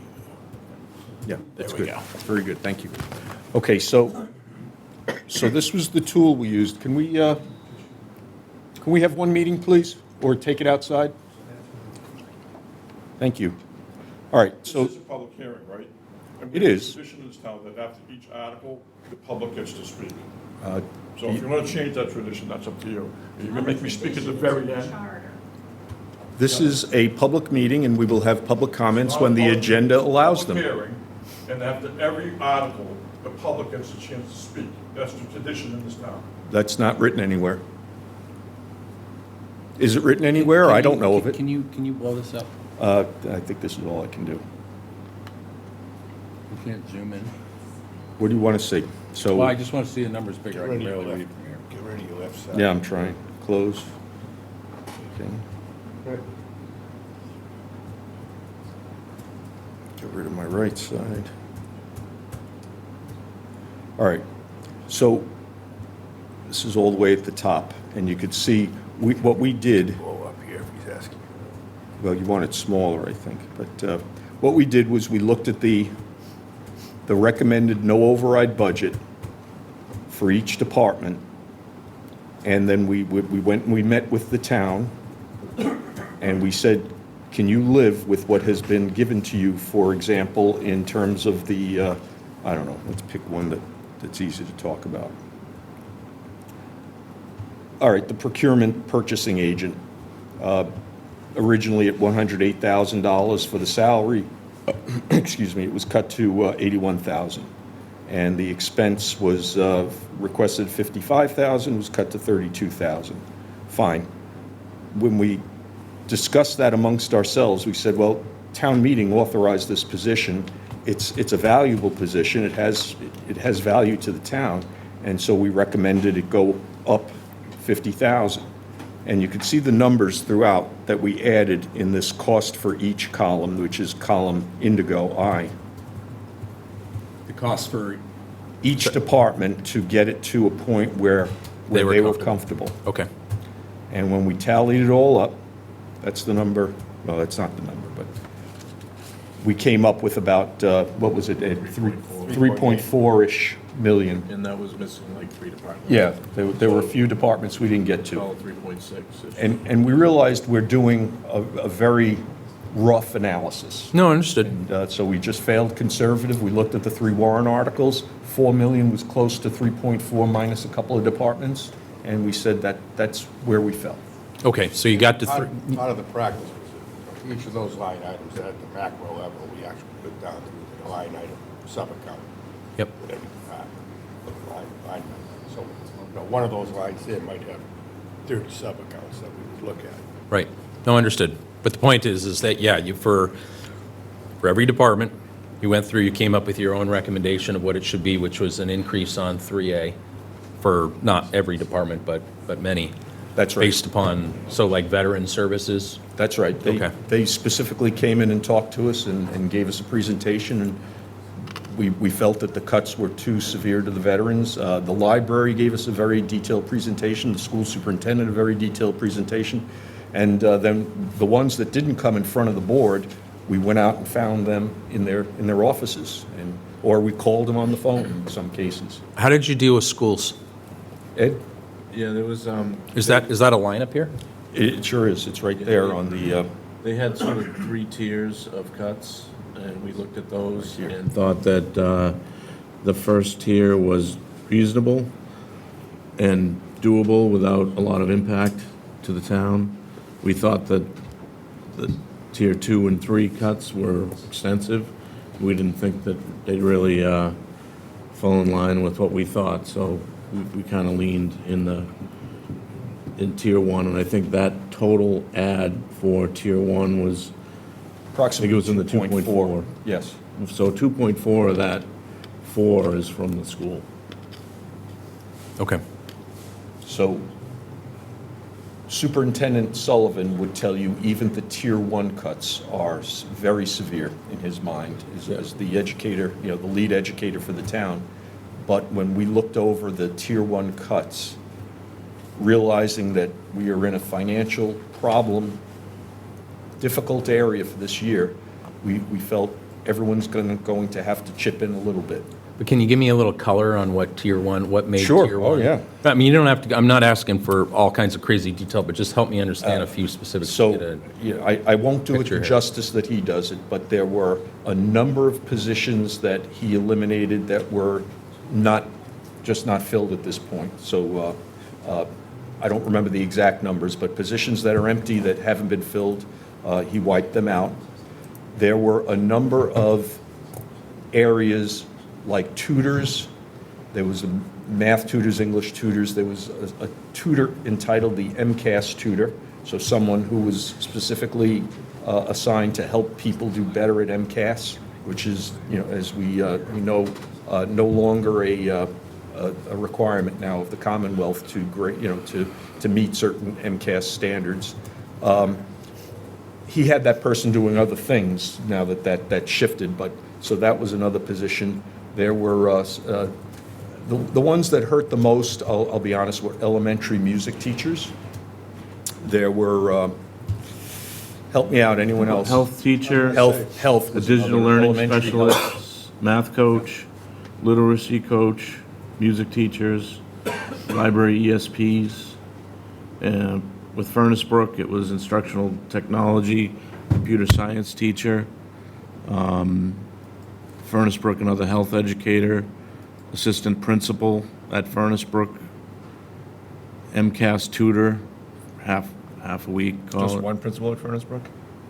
Yes, They got 3 there, right? I believe so, yes. Biggest.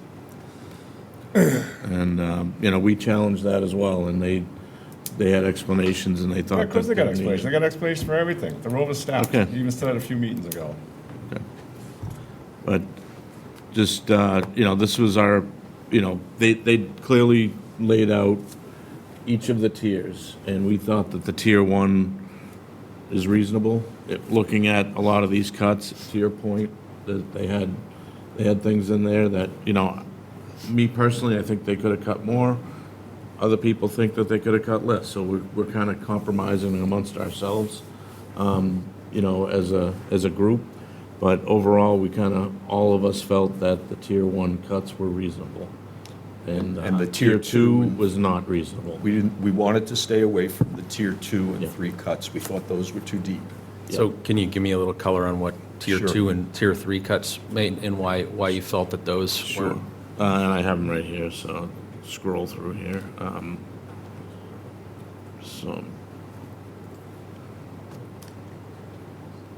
So the tier 1 cuts was a total of 2.4 million. 600 was pre-K through 5, 219 through Furnace Brook. The high school was 1.37, and system-wide was 260 for a total of 2.4. The tier 2 cuts were, it's a whole presentation they did. I'm going to summarize. No, that's fine, very yeah, quick, just but, some high level. Team chairs for elementary team chairs, special ed chairs, ESP kindergarten, 14 kindergarten ESPs, so a significant amount more teachers. How many did you say, I'm sorry? It said 14 kindergarten ESPs, and That's the number they gave. that's the number they gave, 14. Math coach again in the elementary literacy coaches, elementary music teachers, elementary social worker, adjustment counselor. At Furnace Brook, it would be a music teacher. How many admins? There Which are department? system-wide cuts for Yeah, they have admin. system-wide stuff. The technical education teacher at the high school, athletics department, sub-varsity and freshman teams would likely decrease. They would have to do some cuts there. And then system-wide, there'd be late buses would, they might have to cancel some of the late buses. And a total of tier 2 cuts, elementary was about $1 million, Furnace Brook was 68,000, the high school 243, and system-wide 75, for a total of 1.35. And then tier 3 cuts were 5 assistant principals, elementary, 6 classroom teachers, closing school potential. They did say that it was unlikely, but they did say, worst case scenario, if things shuffle around, they might have to look at, severe things like that, of consolidating schools. Why is that on a tier 3? Why isn't that even a consideration as a tier 1 or a tier 2? This is what they came up with. You'd have to ask This is- Dr. Sullivan. Yeah, these are his recommendations, and, the most palatable, I think, are the tier 1. The less palatable is the tier 3, so I'm sure a lot of people probably feel like, Marshfield has these schools that everybody went to when they were kids. If you start closing schools, kids are now traveling from Green Harbor up to Ames Way or Martinson. I don't know. Yeah, but I'm not arguing that point either way. I'm I just get saying that. The whole thing it's is that- less palatable. Of course, there are to a some lot of people that are gonna want it. I get Yeah. that. The whole thing is that, something, we're in a financial situation right now. So, let's say we could mothball a school for a year, maybe 2 at the most. And it saves us a couple $1 million, if not more, Yeah. where we can get ourselves restructured. Then we'll go revisit it being back open if need be. This is, I don't know. All right, go ahead. Yeah, Well, to that reiterating question, their tiers, that's all. I just remember the last time in '91 when we closed Ames Way, to bring it back, you have to meet the standards of the day of a school. And, Ames Way was built in the early '60s, and to bring it back to the standards of the Commonwealth today is a significant amount of reinvestment of, in capital to do that. And I don't know what that is, I'm not an expert, I just remember the last time we closed it, to get it back was just not unlocking the door and clean. We had to do a lot of maintenance, upgrades and whatnot. Oh, I like, And if I would you like- exceed 30% of the cost of the school, as we read. that triggers you to ADA, which then doubles the amount of cost that you need to do. And then it costs $6 million to fix a school. Well, it's still a school, though. Another important consideration, obviously, is that if we close a school, even if we're minded that it may be temporary, there's a cost associated with keeping that asset.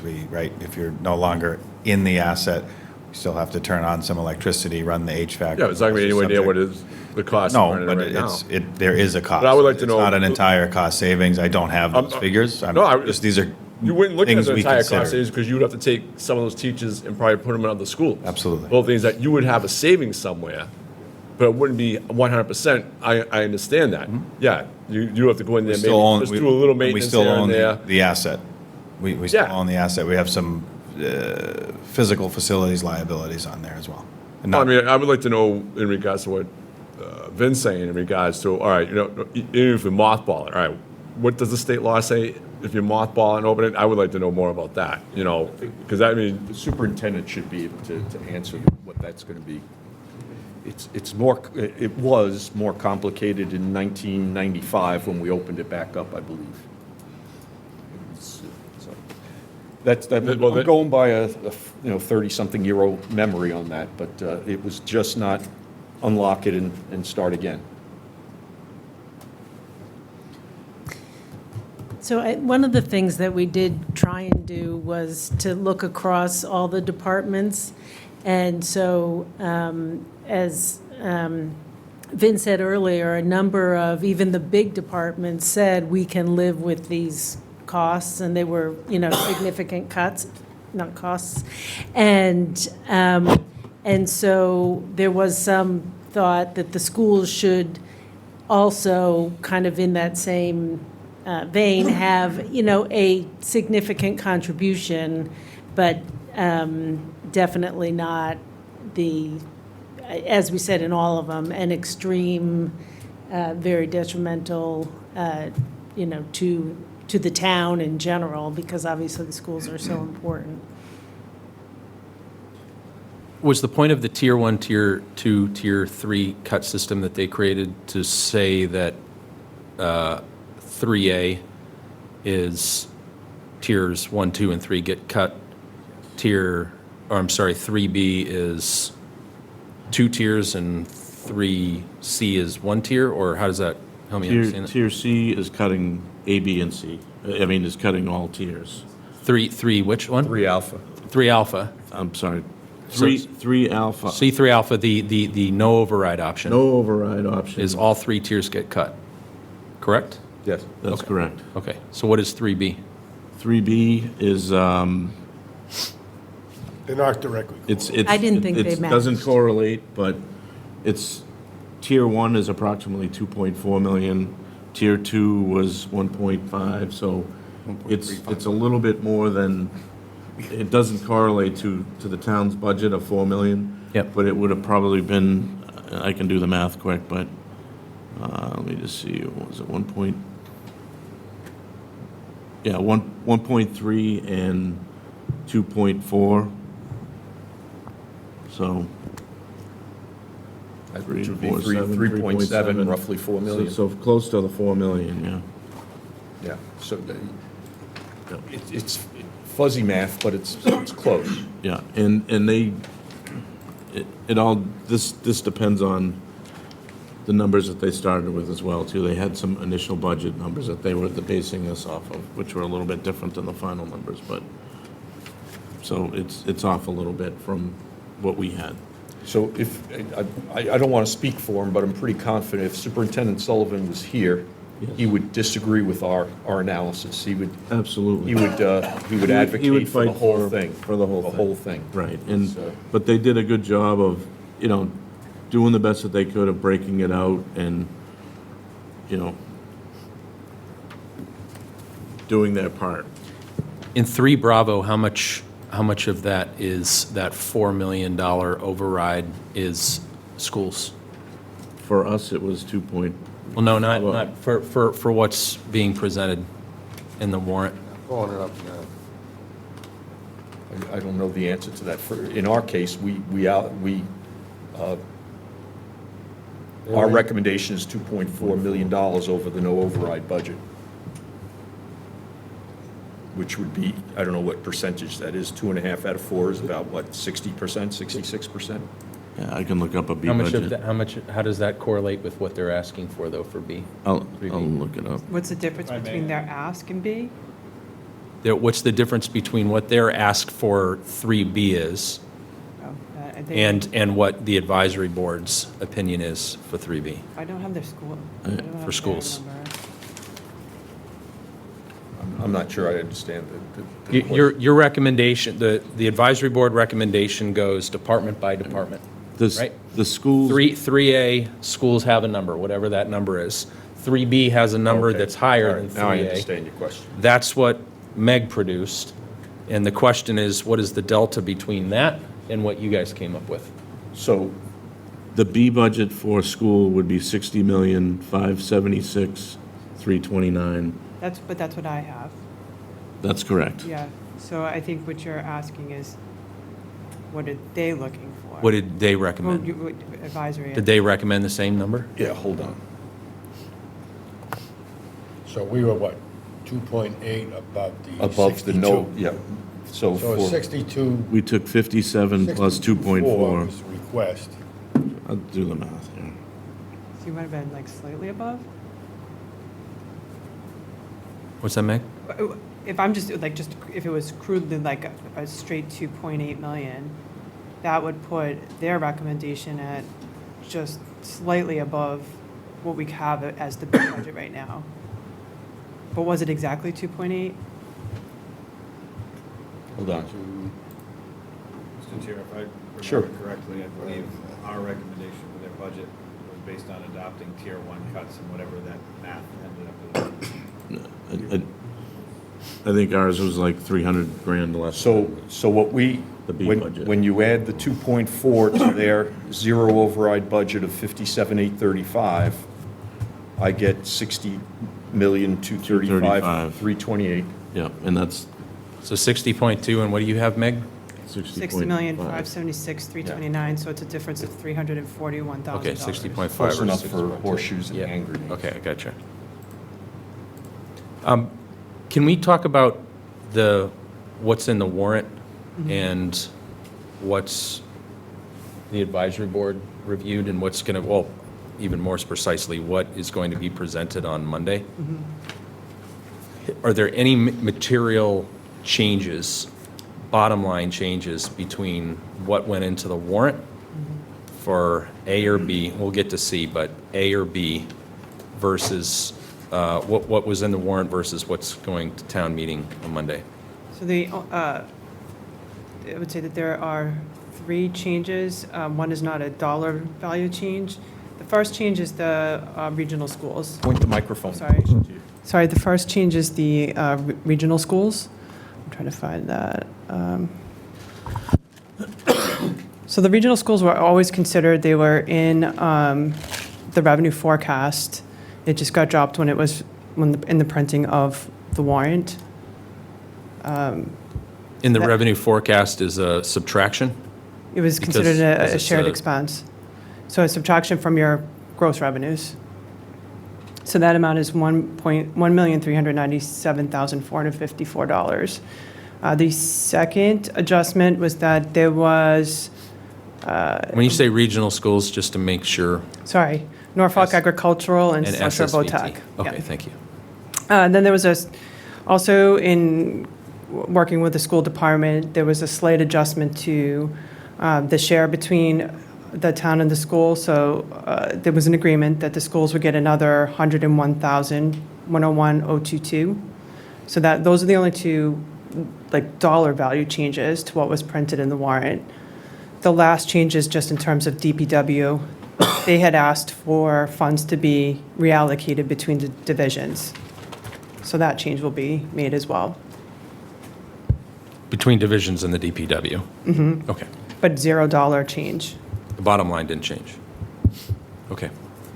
That's for 3A? Or 3A and 3B? For 3A.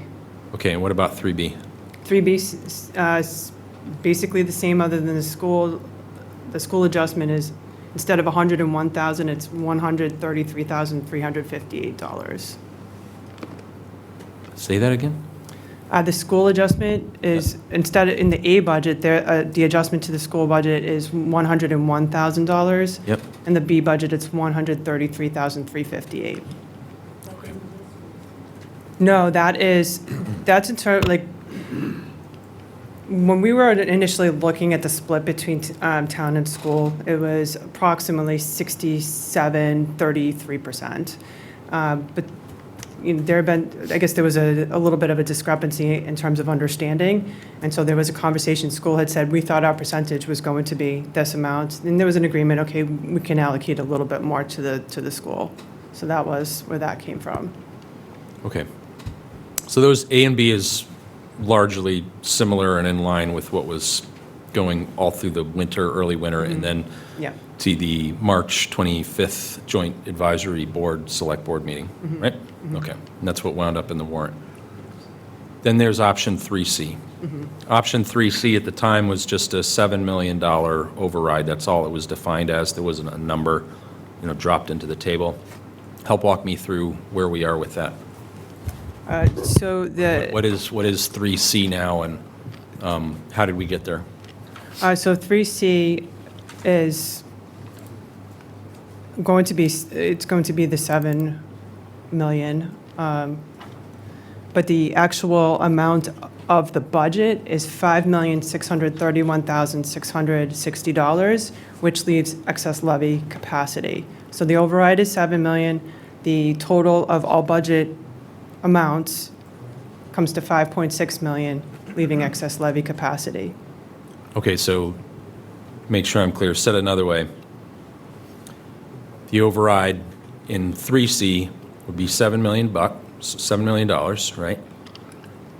You only need 5.6, you're saying, For this year, for 27. for fiscal year 2027. In option 3B, you need 4 million. Correct. So, okay, so it's it's $1.6 million jump from B to C, not, to get to 5.6 million. Correct. Yep. And option C, 3C, is to maintain level services across schools in town? Okay. So then when we get to the excess levy capacity, help walk me through how that, like, what is that? How does that work? Is that a slush fund for the town? What is it? It's not, what it is, so if you look at the revenue forecast, we have a tax levy. If we have excess levy capacity, what that means is that leaves us room for future growth, for future obligations, and we know that there are outstanding future obligations here. We've discussed it, collective bargaining, South Shore, regional. So, there would be that capacity in future years to cover those expenses without having to ask for additional funds. So that means the town can just go and spend the money on whatever it wants?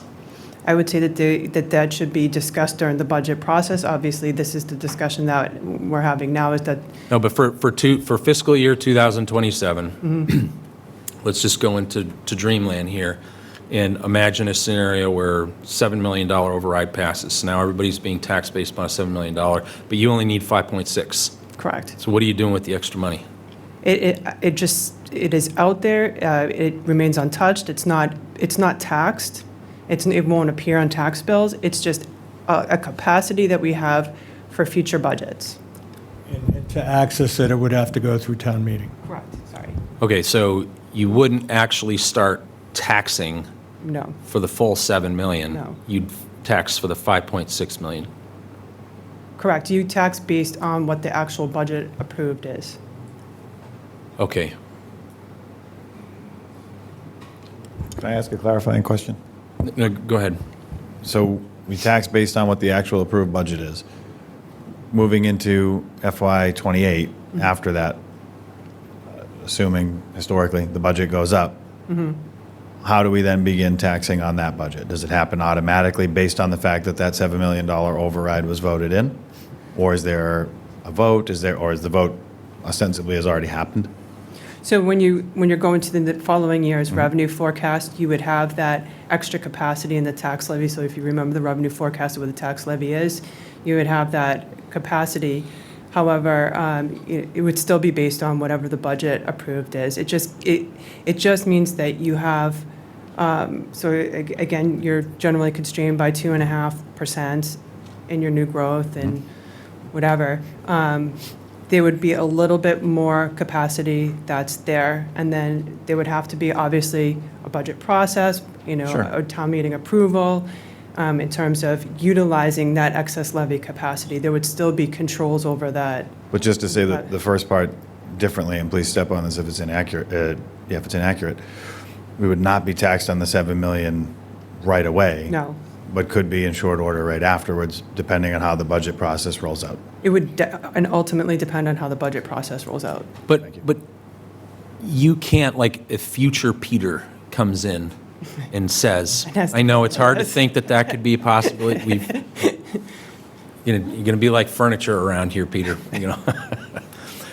Let's imagine, so future Peter comes in and says, oh, look, there's 1.4 million that I can spend. Can future Peter just go and say, I'm going to go hire 7 more people? And no, why not? Without a town meeting warrant.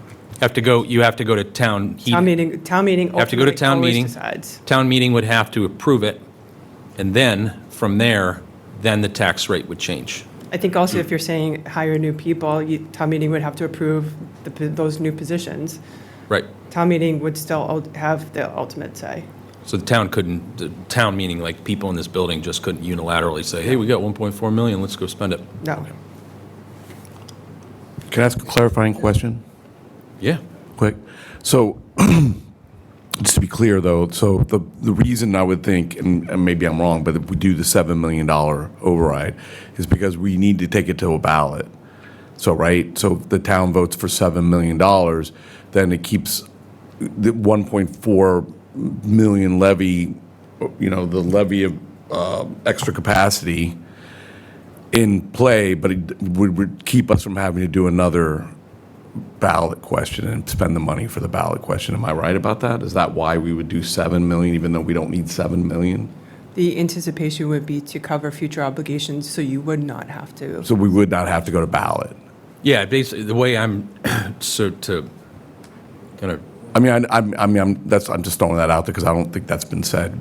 All of this is all well and good, but unless it goes to ballot, it really, but if it goes to ballot, yeah, all it is, and then is that the voters are giving approval for the correct. town meeting to go and spend that 1.4 million and raise the taxes proportionately without having to go back to the ballot to spend it. Right, but they would have to go to town meeting to be able to spend the 1.4 Correct. million. Town meeting So, still has correct. control. Yeah. Correct.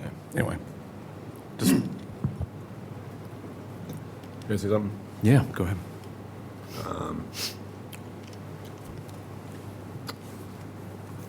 This is a dangerous game here, debating on 5.6, and then just put 7 million and then have that money in reserves. I think you're committing suicide if you're even thinking about voting in favor of a potential override in the future. I want to highlight last night's meeting with the 4 candidates, but 2 of them, Mr. Caruso and McGill. Both their communities had overrides in the ballot. Those overrides failed. And you know something? So the communities are doing just fine ever since then. So you know something? I know people don't like it, but I think this town needs a correction, and doing an override, any kind of override, is not a correction. We need to get things back in line and stop using the taxpayers as a ATM, like they have trees out back with money on it, and live within our means, and let this be a lesson to everybody going forward in regards to how our spending is, in my opinion.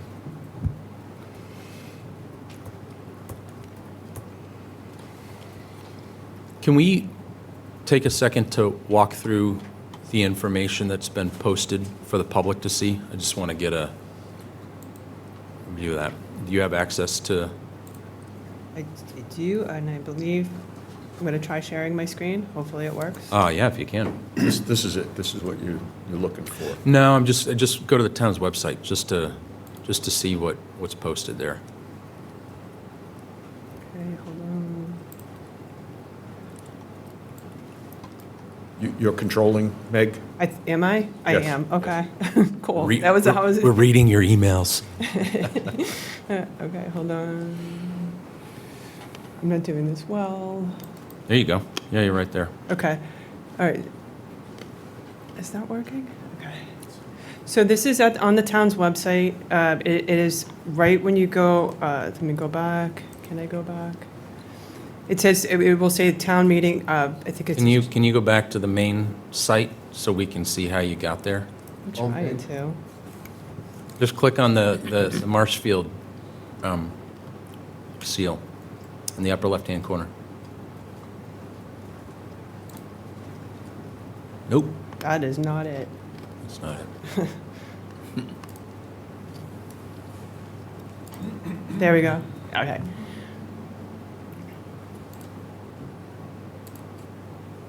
So if you go to the, nope, there, right there, go to the town website, financial information for June 15th. Can you scroll up a little bit?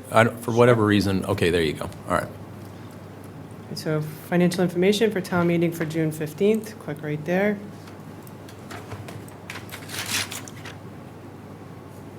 This first option. This is just an overview of the budget options. And the first slide here talks about the total budget request, the override per the warrant, the impact for the average household, total layoffs and unfilled positions, and the summary description of reductions in services in each budget scenario. I think probably the most important piece of information here would probably be the impact per the average household per year. And that's assuming a, $805,000 value. Is there a place where somebody can look up what theirs would be if, Yes. what if their house is worth 600,000 or Yes. it's 5 million? I believe we have, that's up here too, right? It's on there, there's a calculator. Okay, so there is okay. I'm trying to go back, it's not working.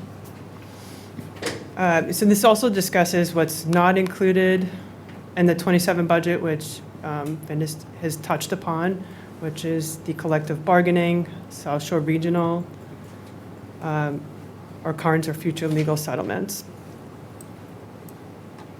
And then discusses how we would avoid future overrides, along with frequently asked questions, which I believe is being updated regularly. Yes.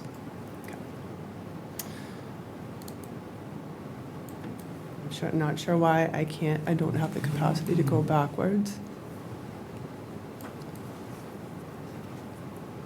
Mike over there. Is it working? are you locked up? I'm frozen.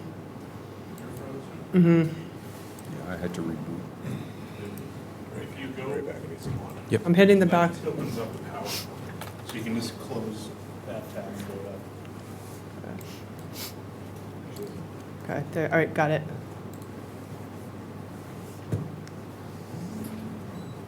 So actually, that first slide had an overview. It also has information from the school department.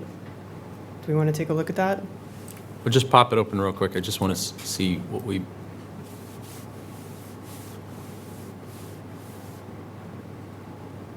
So these are non-school. Oh, non-school? These are This is a non-school So spending. this is, what this is the elimination of unfilled, it goes through the actual layoffs, the elimination of unfilled positions, the reduction in employee hours, and the non-salary expense cuts, to give a little bit more detail in each scenario. So it's got the A, the B, and the C.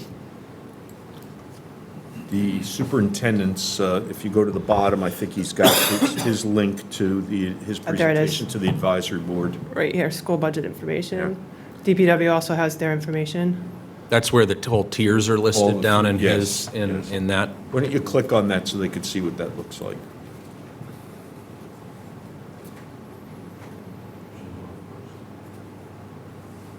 There's about 6 or 8 slides of front matter. There we go. These are the tiers, the 3 tiers, and he gives an overview slide, and then he goes into the details of each tier. So here are the tier 1 cuts, And the school department did a good job. They gave a rationale for why this was an acceptable cut, and then the impact in red to say that, well, acceptable, but there's impact to it.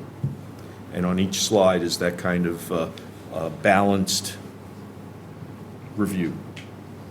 It's really a pretty comprehensive presentation. Then we also have the 3 different budget scenarios, the revenue forecast. We also put up Charlie's original discussion of the revenue forecast, so if you want to compare that to what was originally discussed.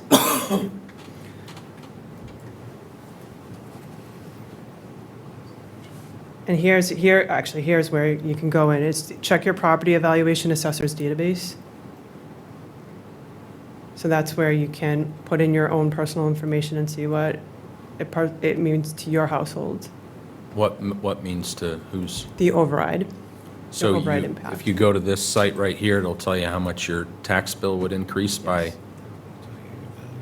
Thought this was the assessor's Oh, sorry. database. Current assessment, right? This will tell you what your house is worth according to the so assessors, assessors. right? Okay. And then you can compare that to, That's the slide that tells you what your value will go up. You have to blow it up, it's too small, but depending on the value that the previous web page tells you your house is assessed at, then you could plug it into that table and see what your tax bill will go up. Got it. What for that year, not including the 2.5% going forward every year plus the new growth, right? Correct. Yeah, that would be in addition to the 2.5%. Yep. and then this last one here tells you how we ended up, where we ended up this year.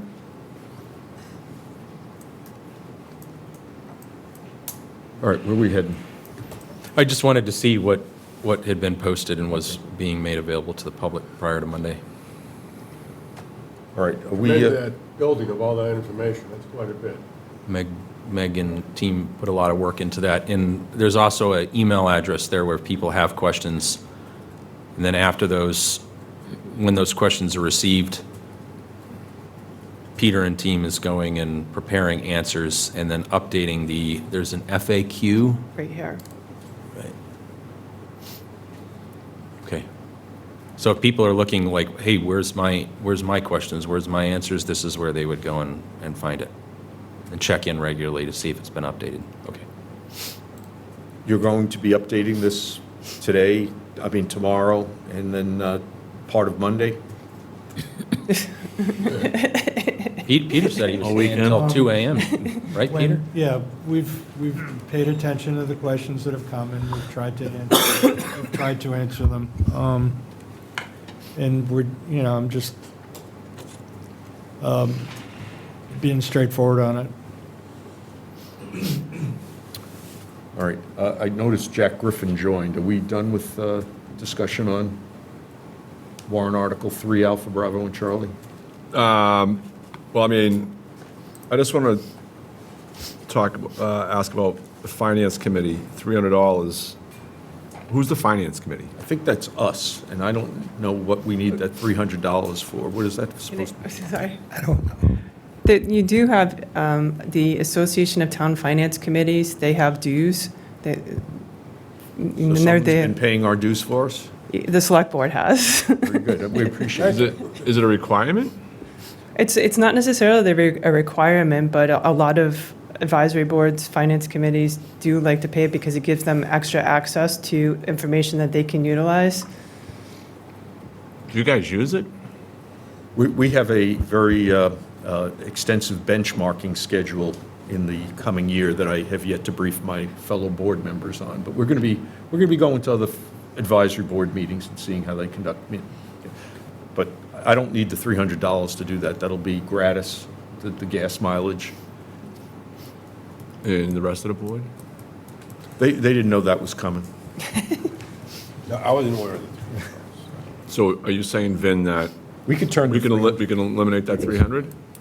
I would be willing to do it. I don't know what. Well, I would investigate the impact of that. It's $300, and I think it's important to be part of of municipal organizations like the MMA and, I mean, I would look at it before I just cut $300. I mean, we're talking about a multi-million-dollar budget here, where $300 is, Access to a lot. I mean, if there's value, I mean, I'm just saying. There's a manual that is available that outlines the roles, the responsibilities of advisory boards. And I think you can only access it if you pay the dues.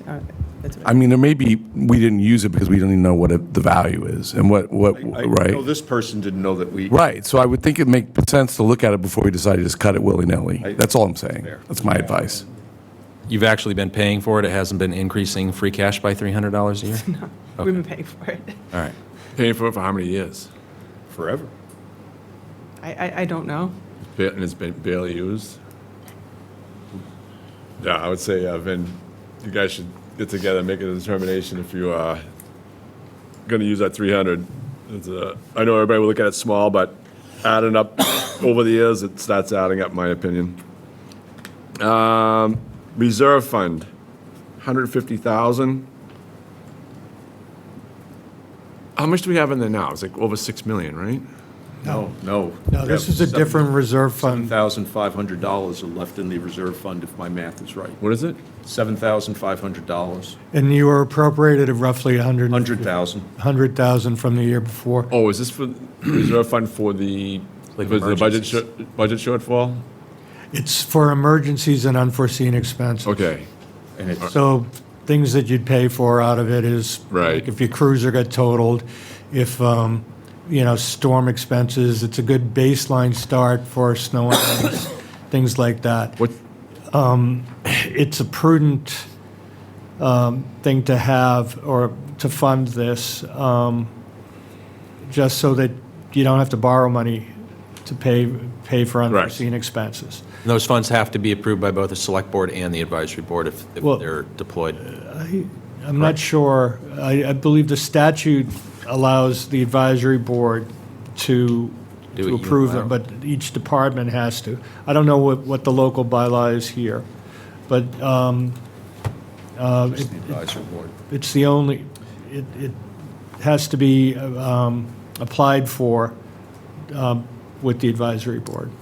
I mean, the way I read the statute, Rick, it looks like both the select board and the advisory board should be voting on it, in my opinion. And I don't understand why we wouldn't be. I mean, it's more oversight, in my opinion. That's how they've done it in the past, and the advisory board votes on it, but my look at it is that I think there's like three statutes, and I think a couple of them pretty, in my opinion, outline saying that the select board should be voting on it as well. But, I mean, let's put it this way, if we do a charter change, I think you're correct. I think in the past, I remember that the select board would, whether they needed to technically or legally or not, they did, right, approved it in addition to the advisory I board. think Yeah. you're correct. I mean, because one thing is, the advisory board is an appointed board by the select board. We are elected by the people, so it means that we should have the most oversight on it, right? With the advisory board's assistance and guidance, in my opinion. Procurement and purchasing. That's just salaries, 108,000 for the request. Didn't the town, I think last year, set it at 100,000? I believe we did, yeah. We've been using a consultant in that role. We haven't had a permanent employee. So which one are we rolling with here? I mean, 81,000? I believe so, yeah. On the no override budget, it's $81,000. That's correct. And, okay. And then legal, I know I was a part of this, but I kind of, it's been so long ago, I forget. But department request is 355, and then it's, but still, the A budget's 280. Why did it go up so much in that one? I could just when we combined accounts, but, There was a legal line in the select board budget, yeah. and no one knew why it was, what that portion was supposed to be for, so we agreed that it just made more sense to have it all in one department. Yes. Yep. What's Bob's average spend for every year, or at least our legal spend for every year been? Hold on. Yeah, yeah, for the last couple of years, I would say anyways. Well, it's going to be a little bit more difficult just because it Actually, 25, will have, when it says the actual, it means the actual spend, oh, yeah. Actually, the actual appropriation. so in '25, the actual spend was 308, and in '26, the budget was 200,000, but every year, that line is zeroed out. There's no surplus in that line. Okay. So if '25 was 308, you can anticipate that that was reasonable, but then you also consider that we shifted funds out of the select board budget into there. So that 355 is right about where it should be. All right, it's a lot of money. It's probably something that we have to discuss, Rick, in regards to how we use Bob going forward, in regards to our meetings and everything like that. Yep. Well, the 355 is the 2027 request. Correct. The no override is 280. It's 305. 280, still a lot of money. 305, so 305, actually, the B and C budgets is still lower than what it was for '25, so. Okay. Veterans Memorial on the A budget is 24,320. What was that expense? What's that expense due to? Maintenance of Veterans Park. So is that cutting the line? Someone gets paid to do it and all that and everything? General insurance, what falls under that? General insurance would be the bonds for public employees, police and fire accident insurance, property casualty, and property Professional insurance. liability. Is that something that we go to one firm on, or do we operate under several firms, and it's something that we throw out there to see what kind of better deal we can get in the insurance at all? Right now, you've continued, in the time I've been here, you've been with Maya. They're generally the most competitive because they're run by municipalities. You can put it out to bid and see what you get. It's worth looking at. There are some aspects of my coverage that that have been called into question as to whether they're adequate, whether they cover things that other companies would cover. But their pricing, in my experience, has been fairly competitive. I've worked with them, and I've worked with private insurers, and it's about, it's in the same ballpark. How much have you gone over their insurance plan, and then maybe which Braintree, does Braintree go with Maya as well? Yeah. So I think in the overall, it's probably been, I would imagine it's probably been a long time that maybe we should You throw can it out there and see you what, can- if yeah. we get maybe we pay more, but we get better coverage or whatever else like that. Yeah, I mean, yeah, if like some of the things that they don't include in their policies. When I was in Norwell, we had a fight with them over cyber insurance because it was a very narrow umbrella that they were providing. So we pushed them, and they changed their coverage system-wide. But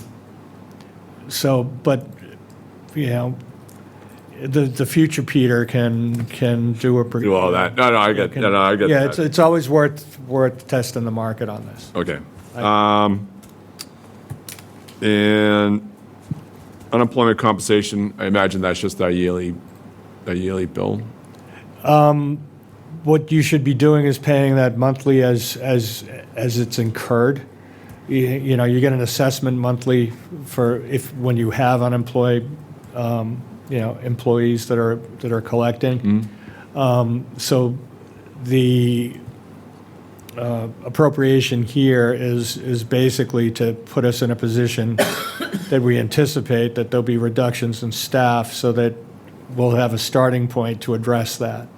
We don't know, we've estimated what we think the layoffs will be, but you don't know those people that are let go, are they going to get jobs in other places? And are there people that are when they get their notice, are they just going to leave?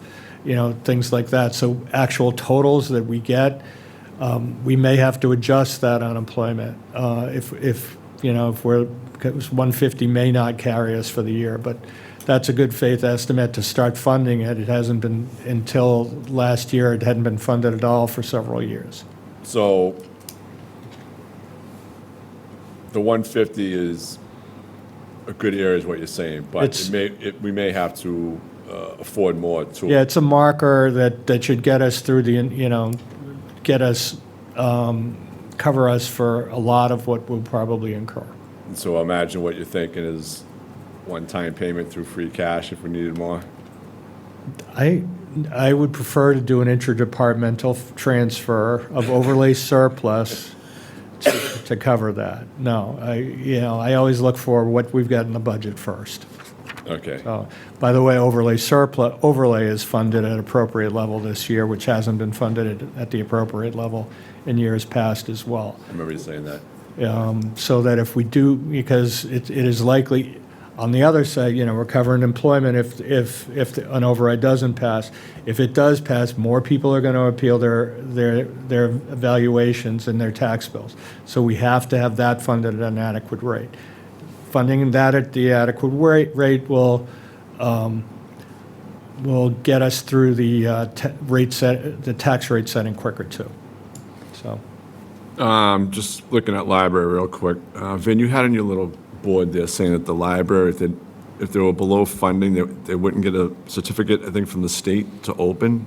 No. Their certification with whatever that organization is on the South Shore. Accreditation, right? Oh, the old colony. Accreditation, it's a certification that It's allows. the Massachusetts Board of Librarians, or something, that's not right, but it's, They're able to share Yeah. data across the libraries in the area, and I think they might lose that, is what we were told.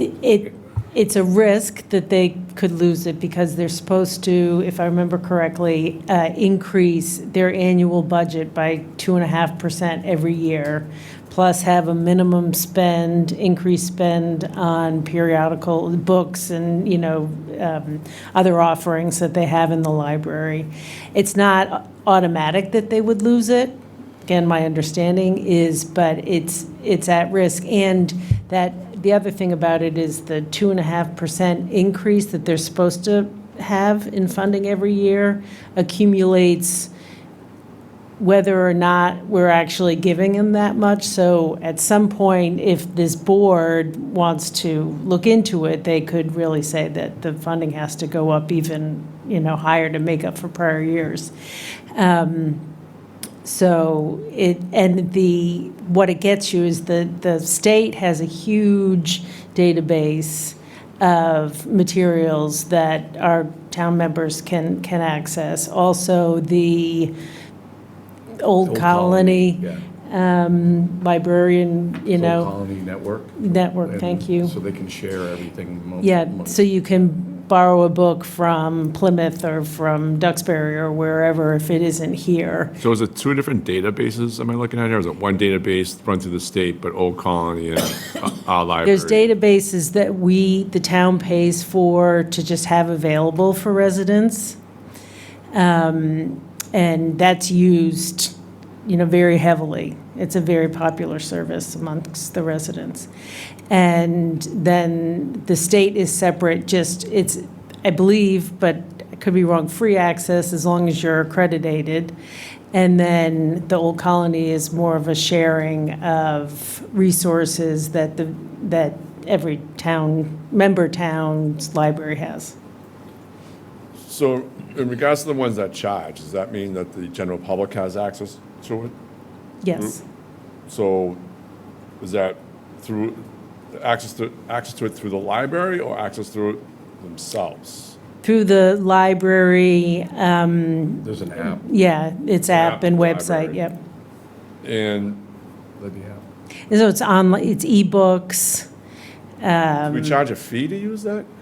No, And even, I would say even $1 just to offset some of the expenses maybe would help in that, no, my understanding is that the people who use the library, are the ones who really can't afford to go to I was going to say Walden Books, but I'm not sure that even exists anymore.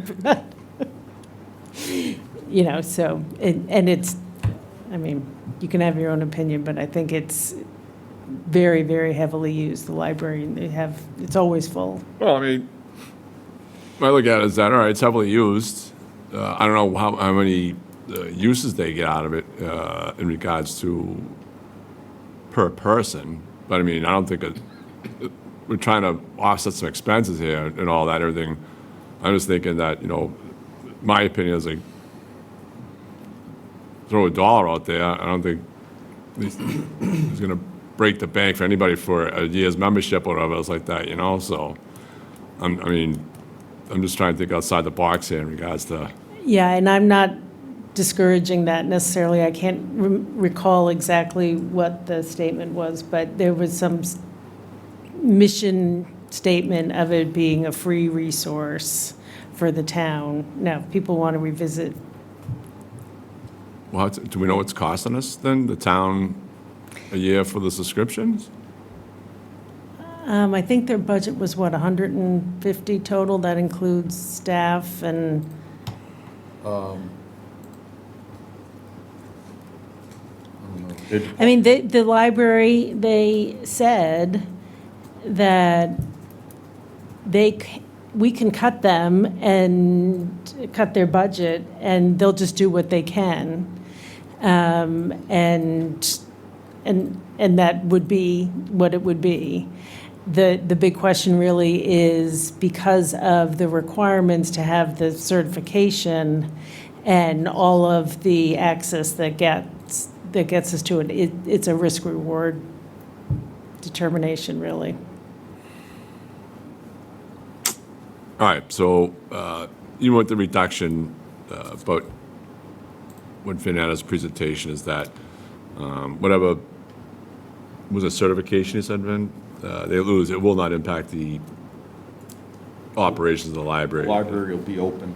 Yeah, it's just a question of how many hours they can afford to be open and how many days I would look at possibly. If they lose it, Oh, no, I'm just talking about the whole budget, depending on which way the budget goes here. yeah, right. And so their plan would be, they would have to reduce hours, and they would have to reduce the amount of materials that are available.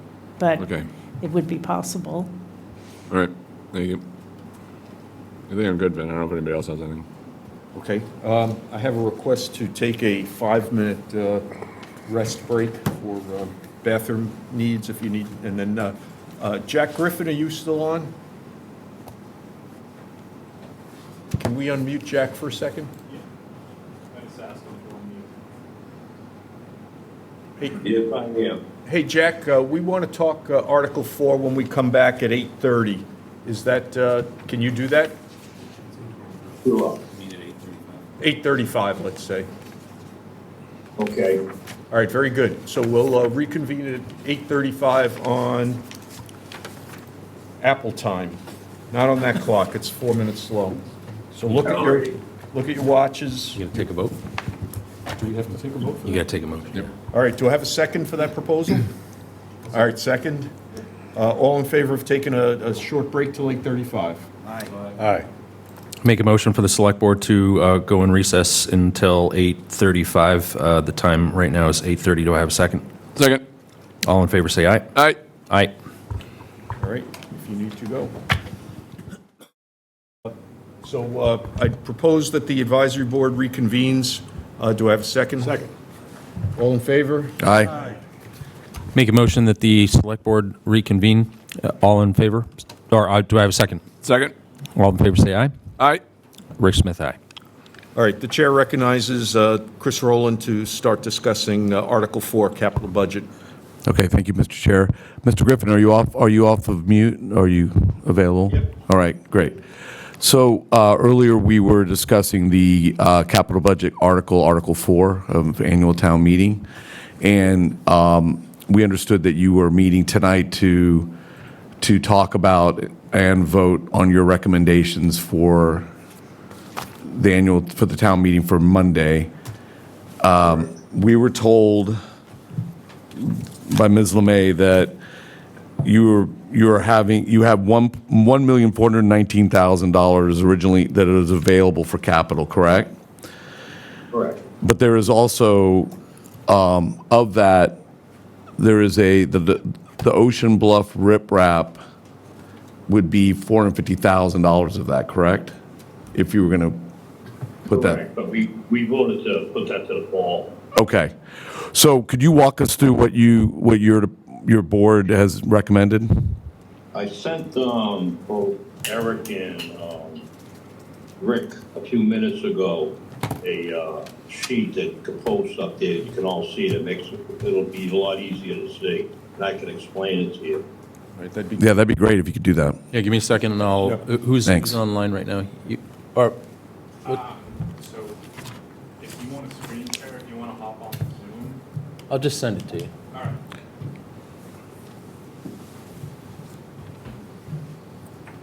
Send it to MR.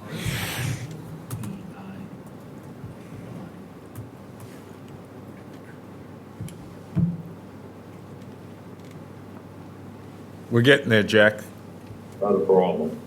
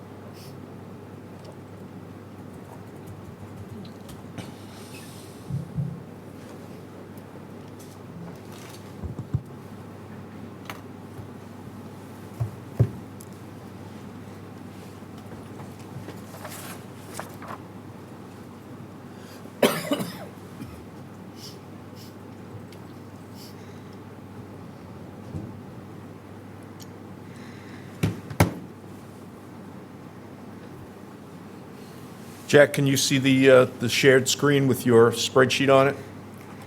No, but that's okay. All right, we have it in front of us, or we did. Where did it go? Yeah, it's not on the Zoom. Yeah, he can add it to the.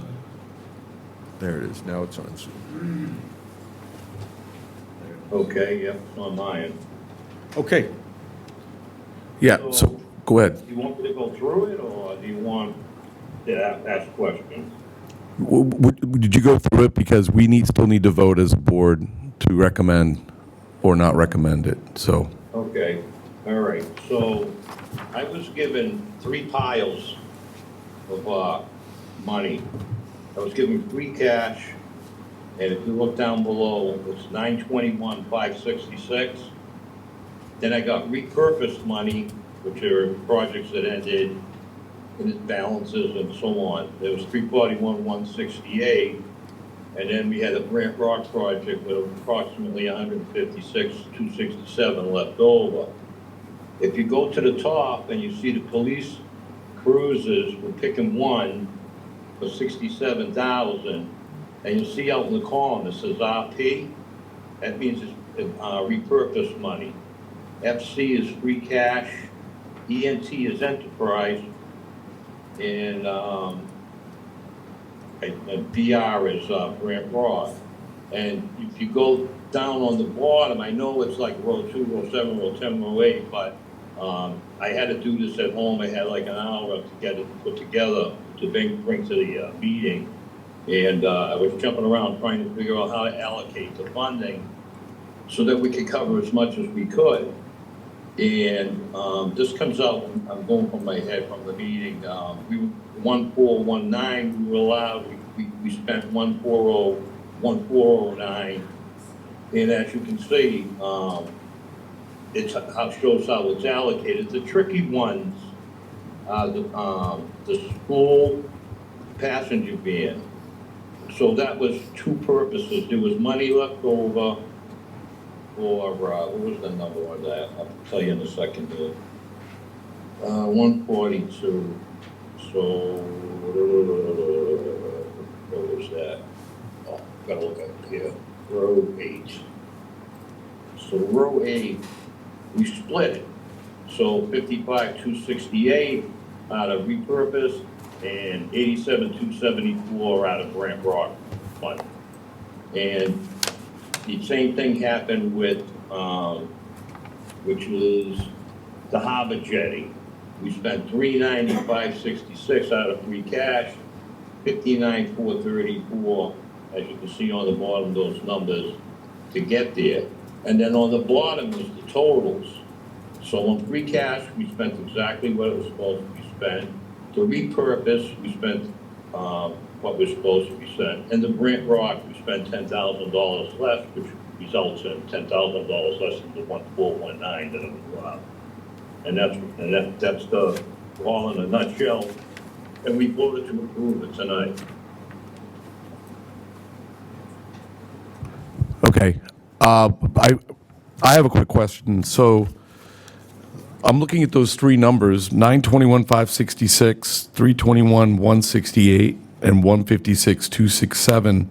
Unless my math's off, that comes up to be 1,399,001. So where is the additional funding coming from for the 2,170,000? Am I off? What am I doing? Yeah, I think you're off. Say that second number again. You said 41,168? Yeah, do your math again. You said originally 321. I don't know what number you added together. Okay, maybe I just didn't do it right. 2 point, first I'll start for a sec. 2179.352 is a total, but you gotta look at the 450 Ocean River is not in there. The 120 is coming out of Enterprise, the 200 is coming out of Enterprise. So right there in itself, that's 650, 770 roughly. Okay. Coming off, and that 770 will bring you down to the 14s. That makes sense. Okay, now I see it at the Enterprise. So that makes total sense. Okay, good. Anybody else have any questions for Jack? So, yeah, you go ahead. Hi, Jack. On item 3 for the riprap, Yep. we're trying to understand that. Isn't that the case that we have to fund the 1.7 before and Yeah, finish the project? We put that out, we didn't approve it, we put that out to the fall to discuss.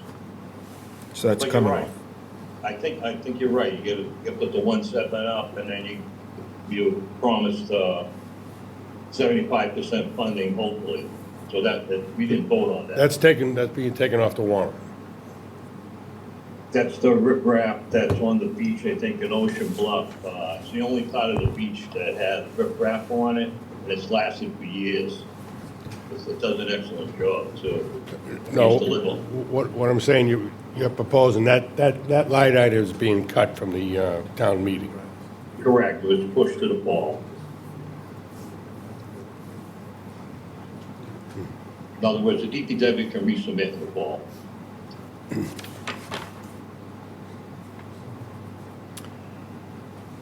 Okay. So Jack, apart from the riprap, everything else is funded? Yes. Within the boundaries that I was given, correct. Very good. Math makes sense to you? Makes sense. And there is so I'm assuming that you're building out a plan to, I mean, a lot of these things that aren't being funded are going to be brought back eventually. So I guess you'll continue to work on prioritization of those things, correct? Say that again? I said, there's a number of things that were requested that aren't being funded, correct? In the warrant. Yeah, like every department is, we had, 5,407,000, yeah. So, that was just on this. We had about $15 million request. We went down to 1.4 million. yeah, I think at one point, and correct me if I'm wrong, Mr. Chair, but we were looking for all the requests. I mean, we have a history where there's a document that shows all the requests so that people can see what's being requested by departments. Just so over time, that could be the capital project, planning for future. Sure, what you're asking. Well, he's saying that over $15 million worth of requests were made. And of those 15 million, 5,407,828, I don't know how, I'm trying to figure out, there's fiscal year 2027 request of 5,407,828, but Mr. Griffin just said there was over 15 million in requests, so. It was over 15 million. Now, I'm going by, so I'm sitting at my desk here, and I don't have the thing in front of me, but I'm pretty sure I'm accurate on it. As you can see, I'm pretty good with numbers. But, yeah, I mean, the overall is 75 million for the next 5 years, and you only have, not all departments put out a 5-year plan. Those, the paperwork is in the selectman's office. Anybody can get it from there. I mean, it's in there with their capital budget books, and it shows 5 years out, shows every item that they're looking for. And being on the board and having experience for a long time, I can tell you that it's not a here to it. Not at all. Okay. As far as their 5-year plan, there's always something in there. There's a lot more. And, just look next year, I think it is, you got like 12 million on the sewer project, another sewer project probably $7 to $10 million. It's like, it's crazy. Right. But this is this year's, and one of the things that I'm advocating is that we need a 5-year plan, and total 5-year plan, and a 5-year plan like you guys are just going over the budget, piece by piece. I will let you know tonight that after town meeting, I'm leaving the capital budget. I'm going to resign from capital budget, A, for the election with Chris, and B, because I think I gave it all this year, and I just need some me time, I think, now. Go back to my writing history. But this will be the finale. So anyway, that's where I stand, and I thought that this was pretty self-explanatory. Oh, good explanation. I think we understand. For the advisory board, with Chris leaving, because you just... I'm not leaving. You're not leaving, okay. So Not you're yet. going to stick with the capital budget committee then? No, I mean advisory board. I'm on advisory board, I'm not leaving. Yeah, but as the advisory board member of the capital budget, representative to the capital. Sure, yeah, no. Okay, all right. Absolutely. Yeah, For now. so I would recommend, I think Jack's absolutely right. I think we need to start moving towards a 5-year plan for the town, so we could see what's in front of us. I mean, I believe in the past, we've had multi-year capital planning. Mr. Griffin can remember too, from my time on the capital budget committee, we had an inventory of vehicles with photos. We really, when Mr. Griffin was part of that, we really buttoned it up for a lot. And this was like 10 years ago. Well, I don't even remember how many years ago it was, but I agree, we need to get back to that. DPW still has their 5-year plan. I don't know whether it's been updated. I just got it actually recently, so. Yeah. And they tend to have a large number of capital requests because of its vehicles and machinery, so, but it makes sense. Okay, all right, well, that's a discussion for another day, probably September, that we need to get closer to the capital budget committee and understand what the needs of the town are. Yeah, absolutely. I think Jack's exactly right. Absolutely. Hey, just a real quick question on that for my own edification while we're on that topic. Mr. Griffin, you said that not all of the departments have a 5-year plan. Do you know, like off the top of your head, which ones don't have a 5-year plan? Yeah, I can open. Hold on. not off the top of my head. I do have, if you, Rick, in the office, you should have a fiscal year 2027 capital budget binder. If not, they should put one together. I'll give you mine after the meeting. Thank you. It shows who's there. Okay, It shows- thanks. It shows. Perfect, thank you. Yep. Any other questions on capital budget? Then I'm going to make a motion to approve, this is for the advisory board, make a motion to approve the capital budget plan as presented by Mr. Griffin, Chair of the Capital Budget Committee. Can I have a second? All those in favor? Aye. Any opposed? All right, great. Thank you, Mr. Griffin. Thank you. Good night, guys. Bye. All right, Jack. All right, I think we are at the end of our, we're now, unless there's anything else, I'm ready to go to public comment. Anything else before we do that? I just want to make a statement that Bob may disagree with me on, but I still hold the belief that the C budget is illegal, in my opinion. So I just want to make that publicly clear in regards to the process of it as being a budget item. You got that for our minutes? Recorded. So noted. Thank you. Well, that's a good question. How is that being presented for a town meeting? Is that on the rata sheet? Or, there's no C budget printed. Sorry. A separate C budget will be presented as a handout at town meeting. It's the one up on the site, right? Correct. I saw an A, B, and C. Correct. No, I understand what you're, I don't know the legality of it too, but there's nothing says C in this. It doesn't say it in the chart. There is a section below where it says 3A, 3B, 3C. It's covered there. Okay. Oh, okay. Got it. That's it, thank you. Okay. All right, let's go to public comment. And we will also, after the, any public comment in the room, we will go to the site if you raise your hand, to the telemeeting people. Ms. Keith? Pam Keith, 24 Smokehill Ridge. First of all, I just do want to say that for the budget in the charter, there is. Not on, Pam. Pam, not sorry, hang on one second. Okay. Can you check the volume on that? Hello? Oh, It's there now? that's better. All right. Yeah, now you're All right, good. Pam Keith, 24 Smokehill Ridge. I do want to make the comment that in the charter for, specifically for the budget, we're supposed to have a public hearing, and you didn't advertise this as a public hearing. And it seems like last year we kind of did the same thing, where we've gotten away from what used to be the traditional public hearing on the entire warrant, where the boards were there, and especially the advisory board, and it wasn't a learning session or a question and answer session amongst yourselves, and it was for the public to be heard and to ask questions and whatever.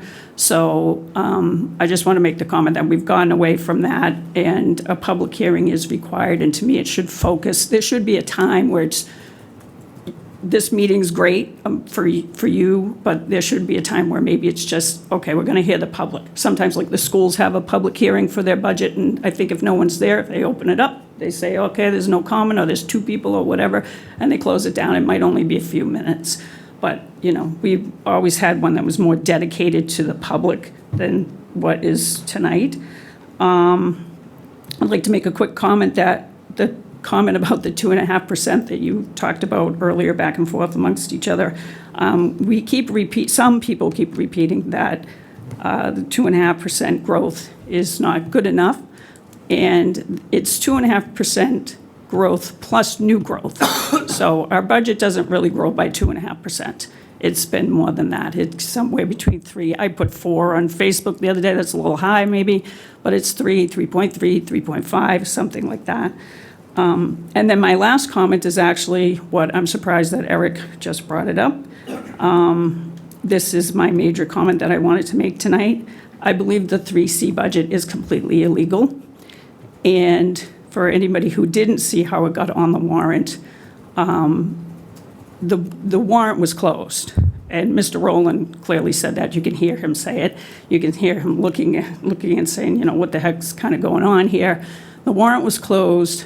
The charter has a provision in it. It's been used before to bypass the rules of that section of the charter if these selectmen at a duly called meeting make a declaration that there's some type of an emergency, or there may be a couple other words there, make a statement that they need to insert something, they can reopen the warrant, insert something into the warrant, and close the warrant. And that did not happen.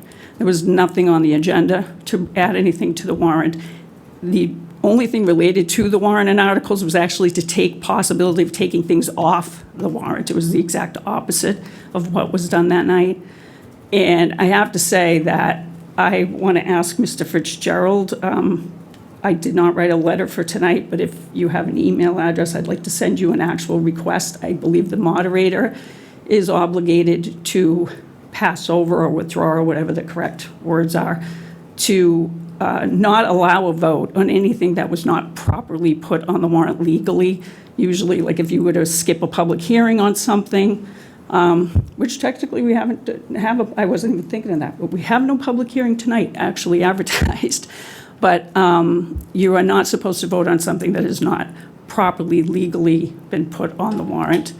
I want to say that I am going to report this to everyone that I can report it to. I doubt anyone in the state will care or do anything about it. But I have to say, with the lawyers involved, I'm going to be reporting this to the bar.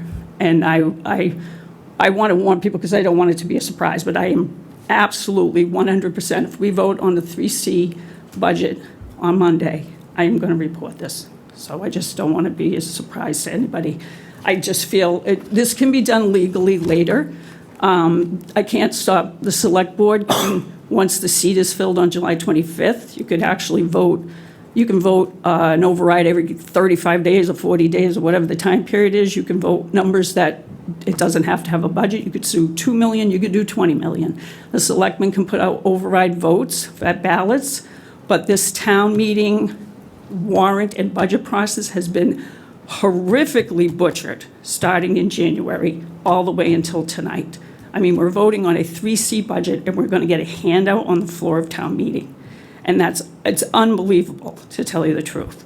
So I do not think that a school department should be able to flood a selectmen's meeting on the last night, the night before the warrant is going to be printed, and cause a warrant article to go on the warrant completely illegally, completely in violation of our charter. I don't think we should be voting on it. It can be voted, you can still vote a $7 million override at the ballot, and you can tweak your budget later on and do it legally. But this is not legal, and I don't like it. I don't like it, and I'm not going to stand by and watch it without trying to do something about it. So that's my statement. Thank you. Thank you. Mr. Lynch? Steve Lynch, 50 Central Street. So I wasn't even going to speak to that, but now that it's been brought up, I just want to say that I've watched the rerun of that meeting 3 times now, and nowhere in that meeting... Which meeting, Steve? The Selectmen's meeting where Eric directed Charlie to make a presentation available for this 3C budget. He never, ever made a motion, or was there a vote to open the warrant up and to put that back on the warrant. So I just, now that Pam brought it up, I just want to ask Jim, are you going to allow this to be voted? Talk to town council and find out what the legality is. Okay. So could you please put up, so first off, I just figured that you were calling this the hearing that you were required to do by the charter before we have the budget articles at town meeting. So I guess you guys just weren't aware of the charter. When you guys want to, speak about laws and stuff like that, you know what I do? I Google it and I look at the statute and I read it myself and see what it means. I don't want to take someone else's word for it. I'm going to take Bob's word for it on ZBA hearings, but that's different. But when when we're talking about state laws and how government is run, you look at the statute and you read it yourself, and you see what it means.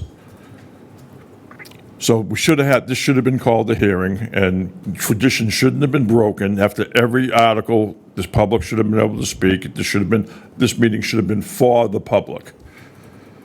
Could you put up your first presentation, please? Which one? The one that where you did the list of reasons why we're in the condition we're in. Next one after that. Okay, back, right there. So I just want to speak to this. You did a great job of throwing a smokescreen on the citizens of Marshfield for town meeting by writing this, because that's what that is a smokescreen. That's not the real reason why we have a budget problem. The real reason is 85% of our budget is salaries. And if you're going to put something like that up there, I agree with you that those are contributing factors, absolutely, there's no doubt about it. But that's not the real reason. The real reason is that, you know, our collective bargaining isn't being done right. You have it up there, but you should at least inform the citizens the numbers next to every one of those things, how they affected the budget and why we're in the shape we're in. I mean, great, those are the reasons. It's the reasons every year, but what are the numbers? And, you know, not every citizen looks into budgets. Like I've been in Meg's office for, you know, 2 or 3 times in the last 3 weeks looking over the budget. And it's not easy to understand it if you know, not an accountant, you know. But I understand enough to know that it's not right. And so those should have had numbers next to it so people could get an idea what the percentages were and how it affects it. And when you do that, you know, you went to the screen that's on the town website that shows how much it's going to cost each homeowner to vote for whatever override that you're voting for. Next to that should be included the price for the regular 2.5% increase right there, so that, you know, you're not just saying, okay, you know, $800,000 house is going to be $650 plus the $300 that you're going to get hit regularly anyway. That should be there. It's not fair to not have all that information right there next to it. And so on the capital budget thing, so the ones that come from enterprise money, really, there's not much to say about that. It's not affecting the overall budget, right? That's totally different money. It's a different pocket. But like the $450,000 for the the study, what's that? The RIPRAC? No, that one they get rid of. Right, they're putting that off to the fall. So that money they save. But the $450 for the jetty project, right? So I don't know if you know the particulars of that project, but I'm the president of the Marshfield Commercial Fishermen's Association, and so I go to the waterways meeting. So that project, that just puts us in a quarry of, you know, we're in a list now because we can fund it with 450 grand. That's not going to get done in my lifetime, probably. Seriously. But to stay in our position on the list, we have to fund it. So I don't know, do we have to actually give them money, show them that we passed this money, it's in the account? Why do we have to remove it from the budget? I don't actually have an answer to that. I can't hear you, Meg. I'm sorry, I don't have an answer for that. Because, you know, it's not like we're giving funding $450,000 and this project's going to start. It's not. This project could be years before it starts, before the feds actually decide to fund it and do whatever they're going to do. You know, extend the jetty. So the plans, you know, there's a couple different plans. Extend the jetty so that the harbor only needs to be dredged every 3 years rather than every 18 months. Then there's another plan where they're going to dig a hole, like, you know, they're calling it a spill area, where they're going to dig a hole like 30 feet deep and long, that western jetty. So maybe it will take longer. But this is not happening right away. So if we're tying up $500,000, you know, there's got to be another way around satisfying the federal government, other than it. This is essentially just a study? So right now, we have the study has already been done. Okay. And so they brought, at the last waterways meeting, they brought forward like 3 different ways of doing it that they thought would save the harbor from having to be dredged every 18 months. And so, but we had to show them that we were for real by providing this money. But there's got to be another way of doing it other than actually appropriating the money and taking it out of the general fund. And can I comment? Sure. Steve, my suggestion would be, let's wait till town meeting.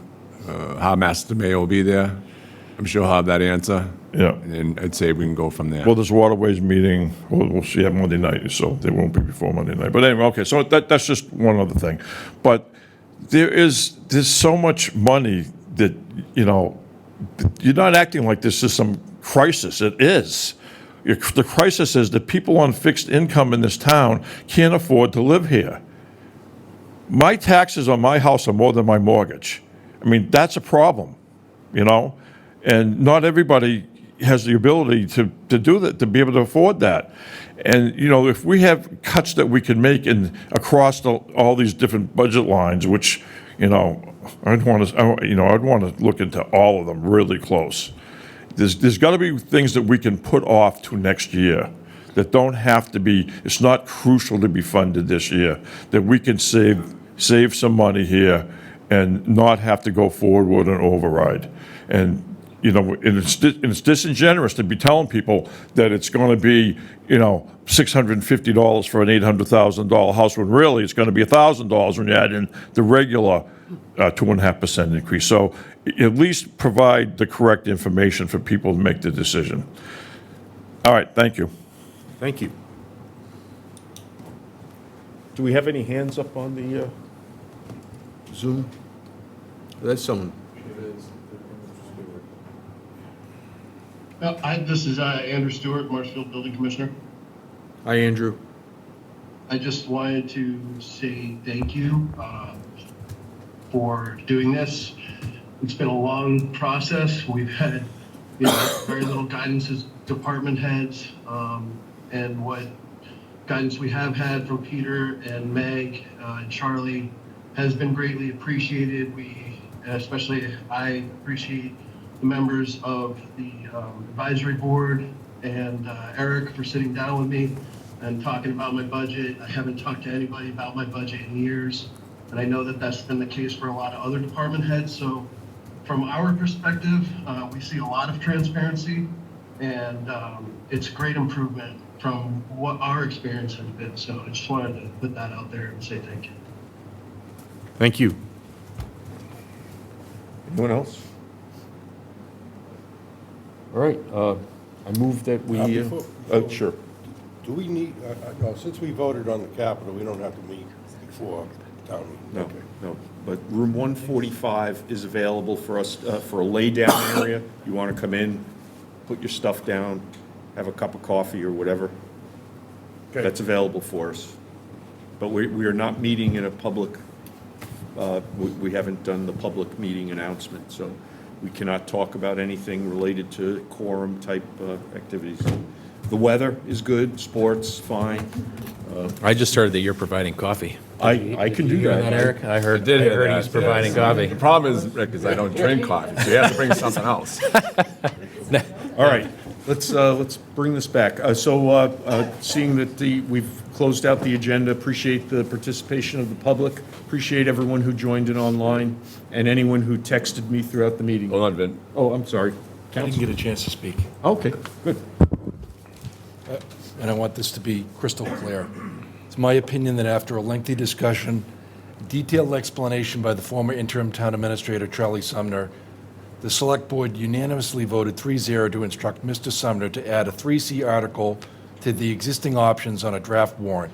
When the warrant was finalized and signed by the Select Board, it included a 3A, 3B, 3C options, and that warrant was published, posted, and available as required by the Charter.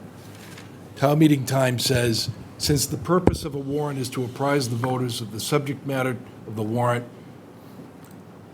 to be considered at the meeting, all that is necessary for the article to include is a sufficient description of the subject matter to provide the voters with the substantial and intelligent notice of the nature of the business to be acted upon. The article need not contain the details or an accurate forecast of the precise action which the meeting will take, matters incidental and connected with the article are proper for consideration and action. It's my opinion that the articles are legal. Vin, can I say something? Yeah.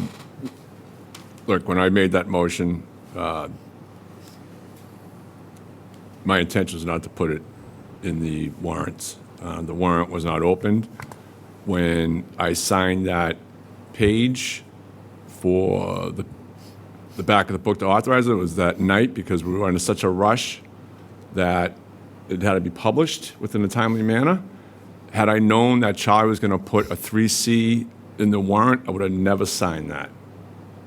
All right, so this is all done without my knowing, as putting this 3C into the warrants. And that will be me going on the record for it. Okay. All right, I'd like to make a motion that we adjourn this meeting. Do I have a second? Second. All in favor? Make a motion that we adjourn the Select Board meeting at 9:15 PM on Thursday, June 11th. Do I have a second? I second that. All those in favor say, roll call vote, say aye. Eric Kelly, aye? Rick Smith, aye.